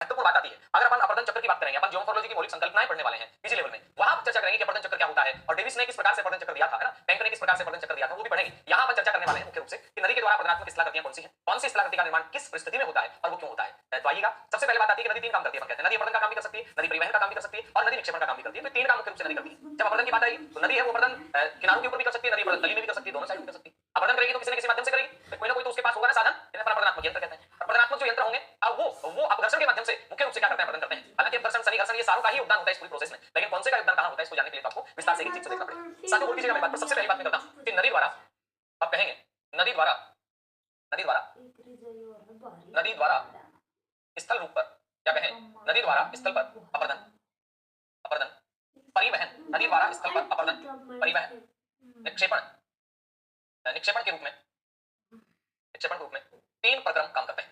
निक्षेपण के रूप में 3 प्रक्रम काम करते हैं। यानी ये 3 प्रक्रम नदी के द्वारा कौन कौन सा है? तो अपन कहेंगे नदी भूतल पर काम करती है अपरदन का, भूतल पर या स्थल पर काम करती है परिवहन का, और यहीं पे काम करती है निक्षेपण का। क्योंकि अपनी बात होनी है अपरदन को लेकर के, आज अपरदन को लेकर के बात होनी है, तो आप यूं कहेंगे नदी द्वारा अपरदन, नदी द्वारा अपरदन नदी नदी तली में एवं किनारे पर होता है। नदी तली में होता है और साथ में कहां होता है? आप कहेंगे किनारे। और ये जो अपरदन होता है किसके माध्यम से होता है? तो आप कहेंगे अपरदनात्मक यंत्रों के माध्यम से होता है। तो आप ये भी लिख सकते हैं कि अपरदन अपरदनात्मक यंत्रों के माध्यम से होता है। अपरदनात्मक यंत्रों के माध्यम से होता है, आपको याद है। यानी अपरदन कैसे होता है? आपका उत्तर आएगा अपरदन जो होता है ये अपरदनात्मक यंत्रों के माध्यम से होता है। पहली बात, अपरदन होता है वो किसके माध्यम से होता है? अपरदनात्मक यंत्रों के माध्यम से होता है। नदी द्वारा अपरदन नदी तली में भी हो सकता है और नदी के किनारे पे भी हो सकता है। अब बात करते हैं तली में जो अपरदन होता है उसको आप क्या कहते हैं? लंबवत अपरदन कहते हैं। किनारे पे जो अपरदन होता है उसको आप क्या कहते हैं? पार्श्विक अपरदन कहते हैं, क्षैतिज अपरदन कहते हैं। क्षैतिज अपरदन से क्या होगी? घाटी चौड़ी होगी। लंबवत अपरदन से क्या होगा? घाटी गहरी होगी। तो नदी अपनी घाटियों को गहरा भी करती है, अपनी घाटियों को चौड़ा भी करती है, तो दोनों ही रूपों में अपन कहें अपरदन हो सकता है। अब फिर बात आती है ये जो अपरदनात्मक यंत्र है, अगर ये अपरदनात्मक यंत्र अधिक हो, मैंने यहां कहा कि अपरदनात्मक यंत्र या नदी बोझ की मात्रा पर अपरदन निर्भर करता है। अब आप कहेंगे सर नदी बोझ की मात्रा पर अपरदन निर्भर करता है। बिल्कुल, अगर ये अपरदनात्मक यंत्रों का एक अपन कहें भार, एक लिमिट से ज्यादा हो जाए तो भी अपरदन कम होगा और एक लिमिट से कम हो जाए तो भी अपरदन कम होगा। अगर ज्यादा हो जाएगा नदी का बोझ, नदी में अवसाद की मात्रा या अपरदनात्मक यंत्रों की मात्रा अगर ज्यादा हो जाएगी, अपरदनात्मक यंत्र क्या है? कंकड़ पत्थर छोटे मोटे टुकड़े जिनसे रास्ते में आने वाली चट्टानें घिस जाती हैं, रास्ते में आने वाली चट्टानें लगातार कमजोर हो जाती हैं, जिनसे नदी अपरदन करती है, वही तो अपरदनात्मक यंत्र। तो जब इन यंत्रों की अपन कहें मात्रा ज्यादा हो जाती है तो नदी बोझ की मात्रा पर क्या करता है? निर्भर करता है। और नदी बोझ जब ज्यादा हो जाएगा तो अपरदन क्या होगा? कम। और नदी बोझ कम होगा तो अपरदन होगा कम। नदी बोझ ज्यादा होगा तो अपरदन होगा कम। अब क्या नदी बोझ ज्यादा होगा तो भी अपरदन कम होगा? बिल्कुल कम होगा। और नदी बोझ कम होगा तो भी अपरदन कम होगा? बिल्कुल। यानी मध्यम स्थिति रहनी चाहिए। कम हो जाएगा मान लीजिएगा नदी बोझ तो अपरदन कम क्यों होगा? क्योंकि अपरदनात्मक यंत्र ही नहीं बचेंगे। और नदी का बोझ जब ज्यादा हो जाएगा तब नदी बह नहीं पाएगी, तो वेग नहीं बन पाएगा, तब अपरदन नहीं हो पाएगा। तो दोनों ही स्थितियां हैं। तो आप कहेंगे अपरदनात्मक यंत्र या नदी बोझ की मात्रा पर अपरदन निर्भर करता है। आप यहां यूं लिख सकते हैं ना तो अधिक मात्रा होनी चाहिए, ना तो मात्रा क्या होनी चाहिए? ना तो अधिक मात्रा एवं ना कम, ना अधिक मात्रा एवं ना ही कम, ना ही तो अधिक मात्रा होनी चाहिए एवं ना ही मात्रा क्या होनी चाहिए? आप कहेंगे कम। इसके बाद फिर बात आती कि अपरदन नदी वेग पर निर्भर करता है। अपरदन किस पर निर्भर करता है? आप कहेंगे नदी के वेग पर। सीधी सी बात है, नदी का वेग ज्यादा होने पर अपरदन होगा, नदी का वेग कम होने पर होगा। तो यहां पर आप कहेंगे नदी का वेग अधिक होने पर अपरदन अधिक होगा, नदी का वेग अधिक तो अपरदन अधिक। तो यहां बात आ रही नदी का वेग अधिक तो अपरदन भी क्या होगा? अधिक। और इसके बाद में फिर आप कहेंगे कि सर नदी का वेग अधिक कब होता है? अधिक कब होगा? जब ढाल ज्यादा रहेगा, जब नदी में जल की मात्रा ज्यादा रहेगी तो अपरदन भी ज्यादा हो जाएगा। साथ के अंदर याद रखेंगे वेग भी ज्यादा हो जाएगा। और नदी के वेग के बारे में तो सीधा सा एक सिद्धांत आता है कि नदी का वेग दोगुना करने पर अपरदन शक्ति उसके वर्गानुपाती रूप के अंदर क्या होती जाती बढ़ती चली जाती। जैसे मैंने कहा कि नदी का वेग दुगुना करने पर, नदी का वेग, ध्यान देना मेरी बात पर, नदी का वेग दुगुना करने पर अपरदन, नदी का वेग दुगुना करने पर अपरदन कितना गुना हो जाएगा? तो आप कहेंगे अपरदन 4 गुना हो जाएगा। नदी का वेग दुगुना होगा तो अपरदन कितने गुना हो जाएगा? 4 गुना हो जाएगा। ये बात आपको क्या करनी है? नदी का वेग दुगुना करने पर अपरदन कितने गुना हो जाएगा? तो आप कहेंगे भाई साहब 4 गुना हो जाएगा। क्यों? इसका मतलब नदी का वेग तिगुना करेंगे तो अपरदन 6 गुना होगा क्या? नहीं, यही बात समझाना चाह रहा हूं। अगर दुगुना कर दिया, मैंने कहा दुगुना कर दिया अगर नदी का वेग, तो आपको 2 की पावर 2 लगा देंगे। और जब 2 की पावर 2 लगा देंगे तो क्या हो जाएगा? 2 गुना 4 हो जाएगा सर। इस 2 का आपको यूं मान लीजिएगा वर्ग कर देना। इसी प्रकार आपको आगे बढ़ता चले। मान लीजिएगा अगर मैं बात कर रहा हूं कि सीधा सा मैंने कहा कि नदी का वेग तिगुना कर दिया जाए तो 3 के ऊपर पावर 2 लगा दो सर। अब 3 के पावर 2 लगाने का मतलब 3 गुना 3 होता है, 3 गुना 2 नहीं। तो नदी का वेग अगर तिगुना करेंगे तो अपरदन कितना गुना बढ़ जाएगा? अपरदन 9 गुना बढ़ जाएगा। अगर मैं बात करता हूं कि नदी का वेग अगर चौगुना कर देंगे तो अपरदन कितने गुना हो जाएगा? 16 गुना हो जाएगा। सीधा सा आपको याद रखना। यानी सीधा कहा नदी का वेग दुगुना किया तो अपरदन 4 गुना बढ़ जाएगा, नदी का वेग तिगुना किया तो अपरदन 9 गुना बढ़ जाएगा, नदी का वेग चौगुना किया तो अपरदन 16 गुना बढ़ जाएगा, 5 गुना कर देंगे तो 25 गुना, यूं चलता रहेगा। और आगे पर बढ़ेंगे, जब परिवहन की बात आएगी तो परिवहन के बारे में सीधी सी बात आती है कि नदी की गति बढ़ा देने पर, नदी का वेग बढ़ा देने पर परिवहन जो शक्ति है वो 64 गुना बढ़ जाती है। ऐसा नहीं, परिवहन की जो शक्ति है वो 6 के अनुपात में बढ़ेगी, गुना 6 होता चलेगा, पावर 6 लग जाएगी, जिसे गिलबर्ट का छठी शक्ति का सिद्धांत है। यानी नदी का वेग दुगुना कर दिया, 2 के ऊपर पावर लगा दो, कितनी क्या लगा दो? 2 गुना 2 4, 4 गुना 2 फिर 8, 8 गुना 2 16, 16 गुना 2 32, 32 गुना 2 64। वहां पर सीधा दुगुना करने पर नदी का वेग दुगुना हो जाएगा तो परिवहन शक्ति 64 गुना हो जाएगी। वो छठी शक्ति का सिद्धांत है, वहां पावर 6 लग जाएगी। गिलबर्ट ने दिया था परिवहन के संदर्भ में। ये सामान्य अपरदन का सिद्धांत है। तो अपरदन की शक्ति कब? तो आप कहेंगे नदी का जो वेग होता है उसके आप क्या लगा दीजिएगा? 2 लगा दीजिएगा और इस अनुपात में आपका बढ़ता हुआ चला जाए। अब सुनिए आगे फिर बात की नदी का वेग कब बढ़ेगा जानेंगे ना। नदी का वेग तब बढ़ेगा जब उसमें जल की मात्रा ज्यादा होगी और जब वो ढाल में ज्यादा ढाल में बहेगी तब जाके नदी का वेग बढ़ जाएगा। ठीक है, अब यहां पे बात आती है कि नदी के वेग के बारे में चर्चा करें। ठीक है, तो नदी के वेग की चर्चा की तो आप कहेंगे अपरदन के रूप, अपरदन के रूप। भाई अपरदन किस किस रूप में होगा साथियों? वो कीजिएगा, जब अपरदन के रूप की चर्चा करेंगे तो 3-4 चीजें आपको याद रखना है। एक तो अपघर्षण याद रखना, एक सनी घर्षण याद रखना, एक जल गति याद रखना। जल गति का मतलब बहता हुआ जल भी यांत्रिक ढंग से क्या करेगा? चट्टानों को तोड़ेगा, चट्टानों को कमजोर करेगा, यूं आएगा स्पीड से, यूं टक्कर मारेगा, रास्ते में जो भी आएंगे उनको कमजोर कर देगा, उनको तोड़ देगा और तोड़ते हुए आगे बढ़ जाएगा। तो अपरदन के रूपों में एक आता है जैसे अपन कहते हैं होलीकरण, होलीकरण या संक्षारण। अपरदन के जो रूप में इनमें आप कहेंगे या क्षमता। इसका मतलब क्या है कि नदी जब बहती है रास्ते में जो भी घुलनशील पदार्थ आएगा, जो भी घुलने वाला है वो नदी में घुल के चला जाएगा और वहां से तो अपरदन हो गए। तो नदी अपरदन करती है उसमें एक तो होता है घुलीकरण या क्षमचारण। आप कहेंगे घुलनशील पदार्थों का घुलनशील पदार्थों का नदी में घुल जाना, घुलनशील पदार्थों का नदी में घुल जाना, ये क्या कहलाएगा? ये कहलाएगा घुलीकरण। इसके बाद में सेकंड नंबर पे आता है अपघर्षण। अब ये अपघर्षण क्या है? ये क्या बीमारी है? नहीं अपघर्षण में बता। अपघर्षण से सीधी सी बात आप ये समझिएगा, अपघर्षण कि नदी जब साथ अपने कंकड़ पत्थर लेकर चलती है, उन्हें अपन अपरदनात्मक यंत्र कहते हैं। और अपरदनात्मक यंत्रों के माध्यम से या अपरदनात्मक यंत्रों के द्वारा रास्ते में आने वाली चट्टानों को घिस देना, वही क्या कहलाता है? अपघर्षण कहलाता है। तो आप लिख सकते हैं इसमें सीधा सा कि नदी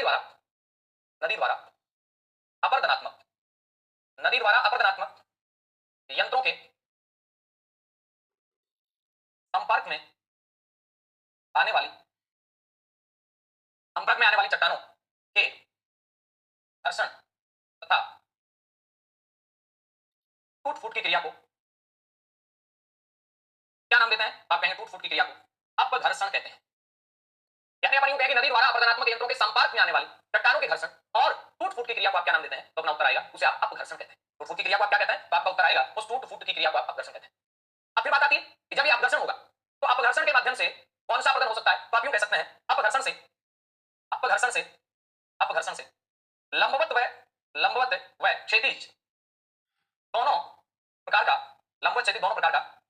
दोनों प्रकार का अपरदन हो सकता है। फिर आपके मन में प्रश्न बनेगा कि लंबवत अपरदन आइए कौन सी अवस्था में होता है? इससे होता है, ध्यान दीजिएगा, मैं दो चीजें लिख रहा हूं। मैंने कहा लंबवत, इधर लिखा हुआ है, इसी में अपन लगा के लिख देता हूं, आप भी अपने नोट्स में लिख लीजिएगा। लंबवत जब अपरदन होगा, इससे कोई भी नदी है, उससे कोई भी नदी मान लीजिएगा, नदी घाटी क्या होगी?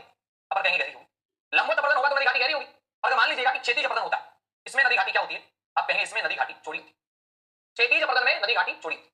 क्षैतिज अपरदन आप कह सकते हैं, क्षैतिज कह दो चाहे पार्श्ववर्ती कह दो, एक ही बात। आप क्षैतिज अपरदन भी कह सकते हैं, आप पार्श्ववर्ती अपरदन भी कह सकते हैं। ये जो क्षैतिज अपरदन है, ये नदी की कौन सी अवस्था में ज्यादा देखने को मिलता है? रूढ़ावस्था व वृद्धावस्था, यानी दोनों अवस्थाओं में ये अपरदन आपको ज्यादा देखने को मिलेगा। जबकि हम बात कर रहे हैं कि ये लंबवत अपरदन नदी जब प्रारंभिक अवस्था में होती है, युवा अवस्था में होती है, तरुणावस्था में होती है, तो याद रखिएगा नदी घाटी गहरी होती है। इस समय ये कौन सी अवस्था? तो आप कहेंगे नदी घाटी गहरी होती है कौन सी अवस्था में? तरुणावस्था के अंदर होती है। अपन तरुणावस्था भी कह सकते हैं, अपन इसको युवा अवस्था भी कह सकते हैं। नदी घाटी का गहरा होना ये कौन सी अवस्था की बात है? कौन सी अवस्था की विशेषता है? तो आपका उत्तर बनेगा तरुणावस्था की, युवावस्था की। और इस तरुणावस्था या युवावस्था में नदी घाटी क्या होती है? गहरी होती है। जबकि बात कर रहे हैं नदी घाटी चौड़ी, ये आपका कौन सी अवस्था में होती है? क्षैतिज अवस्था में, या अपन कह सकते हैं रूढ़ावस्था में। क्षैतिज अपरदन के द्वारा कौन सी अवस्था में? रूढ़ावस्था, रूढ़ावस्था। ये तो बात आ गई घोलीकरण। घोलीकरण के बाद अपघर्षण। अपघर्षण के बाद में एक और आती है तीसरी चीज में यहां लिख देता हूं, इसका नाम आता है शनि घर्षण। आप कहेंगे सर शनि घर्षण क्या होता है? शनि घर्षण का मतलब मित्रों मैं बताऊं सीधा सा, यानी जल टुकड़ों का, जल के साथ बहने वाले अपरदनात्मक यंत्रों का या कंकड़ पत्थर के टुकड़ों का आपस में टकराकर टूटना, अपरदनात्मक यंत्रों का आपस में टकराकर टूटना और उनके आकार का छोटा होना, उनके आकार का गोल होना, ये शनि घर्षण में होता है। यानी अपन यूं कह सकते हैं नदी के साथ बहने वाले कणों का आपस में टकराकर टूटना व छोटा होना, आपस में टकराकर टूटना व छोटा होना, ये है शनि घर्षण। नदी के साथ बहने वाले कणों का आपस में टकराकर टूटना और साथ में क्या होना? छोटा होना। इस वाली क्रिया को आप क्या कहते हैं? तो आपका उत्तर बनेगा इसे आप कहेंगे शनि घर्षण।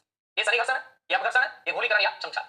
इसके बाद जैसे आगे चलेंगे तो जल गति क्रिया भी आएगी, जिसमें जल जो है वो क्या करेगा? वो आपका गति करता हुआ और वो सीधा टक्कर मारेगा। टक्कर मार के वो क्या करेगा? तोड़ने का काम करेगा, चट्टानों को कमजोर करने का काम करेगा। किसको? तो आपका उत्तर आएगा चट्टान। एक बार के लिए आप लिखिएगा, फिर आगे बढ़ते हैं। सुनिए, चले आगे चलते हैं। और ये जो शनि घर्षण की क्रिया है ना, ये जब हो जाएगी आपस में टकराकर टूट जाएंगे, छोटे हो जाएंगे, तो इससे क्या क्या फायदा होगा? इससे आप लिख सकते हैं इससे परिवहन में आसानी हो जाएगी। यानी नदी का जो परिवहन कार्य है, ये परिवहन आसान हो जाता है इस काम से। ठीक है, तो एक तो मोटे मोटे कण होंगे नदी के अंदर, उनको नदी बहा के ले जाएगी बेचारी है, और एक छोटे छोटे कण है इनको बहा के ले जाएगी, परिवहन का काम आसान हो जाता है। अब बिल्कुल इजी हो जाता है। इसके बाद में क्रिया आती है जल गति क्रिया। जल गति क्रिया क्या मतलब? जल गति क्रिया। अब आपके मन में प्रश्न बनेगा कि जल गति क्रिया में क्या होता है सर? इसमें कोई विशेष काम नहीं होता। इसमें याद रखना अपघर्षण और शनि घर्षण का कोई योगदान नहीं, केवल जल की गति का योगदान। लिख लीजिएगा अपघर्षण व शनि घर्षण का कोई योगदान नहीं,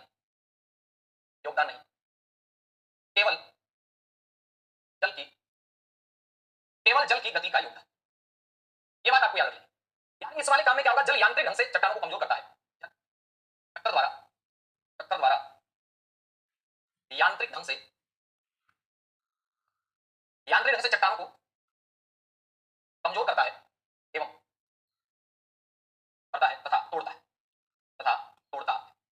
ये आपको याद रख लेना कि जल टक्कर द्वारा यांत्रिक ढंग से चट्टानों को क्या करता है? तो आपका उत्तर बनेगा जल यांत्रिक क्रिया के द्वारा चट्टानों को कमजोर करेगा। यांत्रिक बोले तो भौतिक है, यहाँ रासायनिक नहीं, रासायनिक होता तो वो हो गया घोलीकरण, वो रासायनिक क्रिया है। यहाँ पर जल क्या करेगा? सीधा टक्कर लगा के तोड़ेगा। रासायनिक क्रिया में तो क्या होता है? जैसे घोलीकरण हुआ तो रासायनिक क्रिया, चाहे वो कोई सी भी क्रिया हो रही है, जिसमें घुल के जा रहे हैं, बह रहे हैं, प्रक्रिया बदल रही है, या तो सीधा बल से टक्कर से तोड़ना है ना, वो क्रिया यांत्रिक या भौतिक क्रिया कहलाएगी। ठीक है, ठीक है। इसके बाद में एक बार बार एक नाम आएगा कहीं ना कहीं, नाम आएगा आधार। आधार तल किसे कहते हैं? सीधा सा मैंने आपसे पूछा।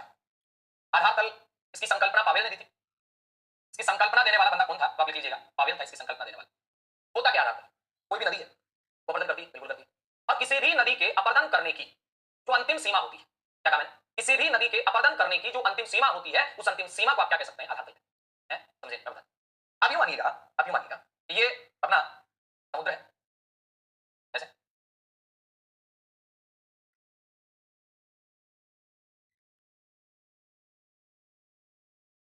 इधर स्थल है, स्थल भाग, इधर ये पूरा का पूरा समुद्र भाग, ठीक है।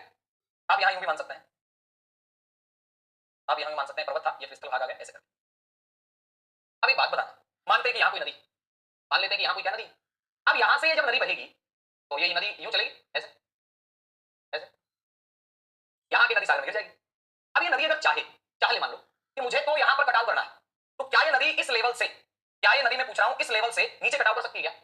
इस वाले लेवल से नीचे नदी कटाव कर सकती है? नदियां क्या करेंगी, यहां से काटते काटते यूं बहना शुरू हो जाएगी, हो सकता है पहले ये यूं बह रही थी, फिर ये नदी बहते बहते बहते इसने यहां काटते काटते यहां तक पहुंच गई, ऐसे बहना शुरू कर दिया इसने, फिर नदी और पुरानी होती चलेगी, और पुरानी होती चलेगी, और इसने काटना शुरू किया, ऐसे चलेगी, यानी काटते काटते लास्ट में यहां तक पहुंच सकती है। इसके बाद में काटना बंद कर देगी, क्यों? क्योंकि इसने इस समुद्र तल को प्राप्त कर लिया। और ये जो समुद्र तल है इसे आप क्या कहते हैं? आधार तल। याद रहिएगा, इस वाले समुद्र तल को, इस वाले सी लेवल को क्या कहते हैं? आप आधार तल कहते हैं। क्या कहते हैं? आधार तल। तो याद रखना आधार तल क्या है, तो यहां पे लीजिएगा, सरिता या नदी, सरिता या नदी के अपर्दन की अंतिम सीमा, इसके बाद में अब नदी अपर्दन नहीं कर सकती। सरिता या नदी के अपर्दन की अंतिम सीमा यानी समुद्र तल। समुद्र जो तल होता है इसे आप आधार तल से जोड़ सकते हैं। और ये मैं नहीं कह रहा, ये कौन कह रहा है? ये पावेल ने कहा था। इसका मतलब आधार तल की जो संकल्पना है, ये संकल्पना किसके द्वारा दी गई? पावेल। अब प्रश्न बनेगा, आधार तल में, आधार तल में परिवर्तन, आधार तल में परिवर्तन का होना नदी के अपर्दन चक्र में व्यवधान पैदा करता है, व्यवधान पैदा करता है। आपको सीधी सी बात याद करनी कि आधार तल में जो परिवर्तन होता है, ये परिवर्तन क्या काम करता है साथियों? तो अपन कहेंगे आधार तल में परिवर्तन का होना ये नदी के अपर्दन चक्र में व्यवधान पैदा करेगा। नदी के अपर्दन चक्र में क्या करेगा? व्यवधान पैदा करेगा। कौन करेगा? तो आप कहेंगे आधार तल में परिवर्तन ये नदी के अपर्दन चक्र में व्यवधान पैदा करेगा। क्यों करेगा, कैसे करेगा? तो देखेंगे एक बार इस बात। अच्छा चले, अब देखिएगा जैसे ही आगे बढ़ेंगे तो अपने पास आएगा कि आधार तल में दो प्रकार का परिवर्तन हो सकता है। मैंने यहां लिखा आधार तल में परिवर्तन, आधार तल में परिवर्तन। एक बार धनात्मक ऋणात्मक कुछ नहीं सोचना, आप मुझे एक बात बताना, मैं पूछ रहा हूं वैसे। मैंने आपको कहा कि ये वाला स्थल है और यहां मैंने कहा है ये वाला सागर है। इसे आप अभी कुछ नहीं सोचना है, केवल मैं जो कहूंगा इसे बताना, सागर तल और ये वाला है स्थल। और स्थल में ये वाला भाग, ये क्या आधार तल है?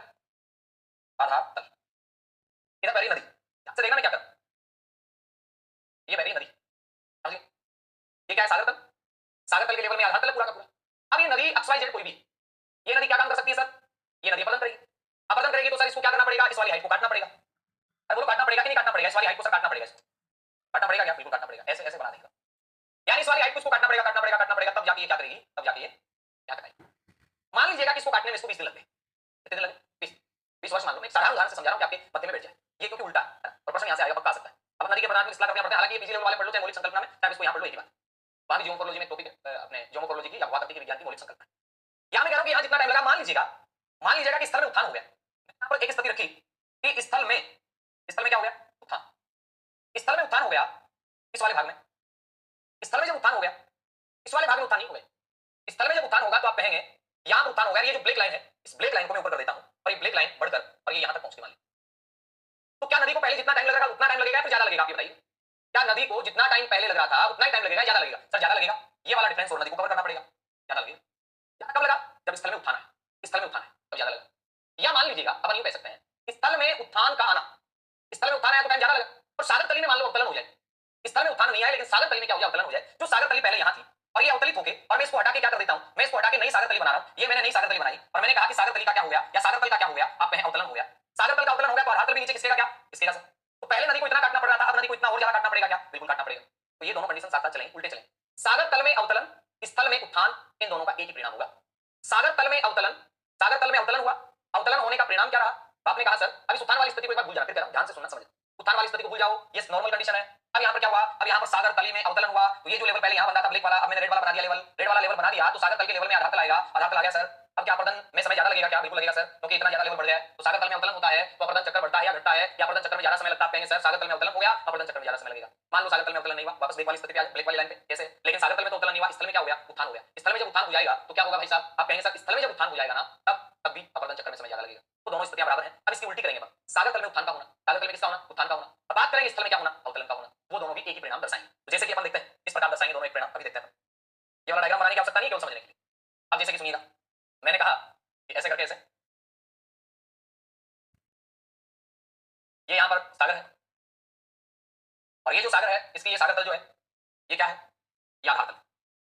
अब यहां बहने वाली अगर नदी है, वो अगर काटे मान लीजिएगा, मैं कहता हूं इधर से कोई नदी बह रही है, मैंने आपको सीधा सा कहा कि इधर से कोई नदी बह रही है, और इस नदी को इस वाली रेखा को काटना पड़ेगा, और इस वाली रेखा की मान लीजिएगा लंबाई 5 सेंटीमीटर, आप ही मान लीजिएगा नदी की प्रारंभिक अवस्था में लंबाई 5 सेंटीमीटर, इसकी 5 फीट मान ले, 50 फीट मान ले, 5 मीटर मान ले।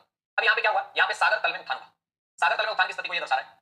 ये किसे दर्शा रहा है? तो मैंने कहा सागर तल में उत्थान, लिखेंगे इनको बाद में, समझिए। सागर तल में उत्थान हो गया सर। सागर तल में उत्थान होते ही ये वाला नया आधार तल बन गया। पहले आधार तल यहाँ था, अब आधार तल ऊपर चला गया, क्योंकि सागर तल ऊपर उठ गया। सागर तल में उत्थान आ गया। अब अपर्दन चक्कर में बताइएगा, पहले एक तो इतनी यहाँ से लेके यहाँ तक में टाइम लग रहा था, अब यहाँ से लेके यहाँ तक में टाइम लगेगा, तो यहाँ तो कम लगेगा। अपर्दन चक्कर क्या होगा? जल्दी समाप्त हो जाएगा। सागर तल में उत्थान आया तो अपर्दन क्या होगा? जल्दी समाप्त हो जाएगा, बिल्कुल समाप्त हो जाएगा।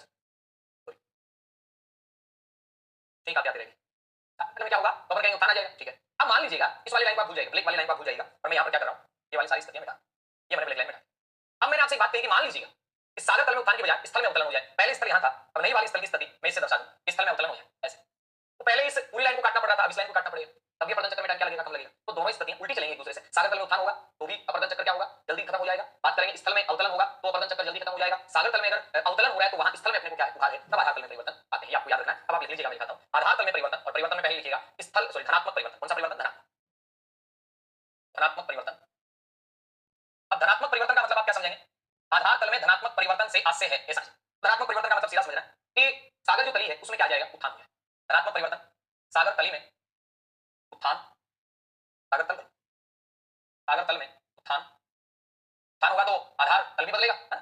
सागर तल में उत्थान, या आप क्या कह सकते हैं? स्थल खंड में अवतलन, स्थल खंड में अवतलन। सागर तल में उत्थान एवं स्थल खंड में क्या होना? तो आपका उत्तर आ जाएगा अवतलन का।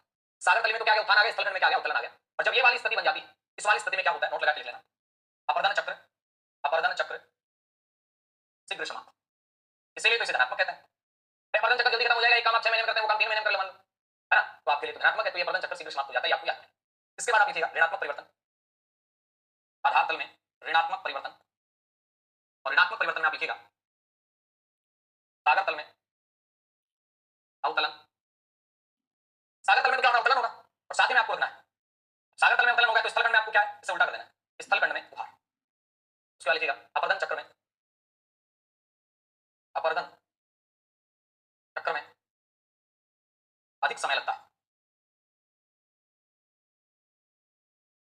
ऋणात्मक परिवर्तन होने पर ही, होने पर ही नदी का पुनर्युवन आता है, होता है, सही पुनर्युवन होता है, तथा नवोन्मेष, नवोन्मेष स्थलाकृतियों का निर्माण होता है। कौन सी स्थलाकृतियों का? नवोन्मेष स्थलाकृतियों का निर्माण होता है, ये आपको याद रख लेना है। इसमें तो पर कहेंगे अपने को आधार तल में परिवर्तन। ये कैसा परिवर्तन? धनात्मक, ये कैसा परिवर्तन? ऋणात्मक। सागर तल में अवतलन होगा, स्थल खंड में उभार होगा, दोनों स्थितियों में अपर्दन चक्र में अधिक समय लगेगा। इसका सीधा साथ संबंध किससे? नदी के पुनर्युवन से। धनात्मक जो परिवर्तन होगा ये अपर्दन चक्र शीघ्र समाप्त हो जाएगा, तो ये वाली जो स्थिति है ये निक्षेपण को बढ़ावा देती है, निक्षेपण को बढ़ावा। धनात्मक परिवर्तन कौन सी क्रिया को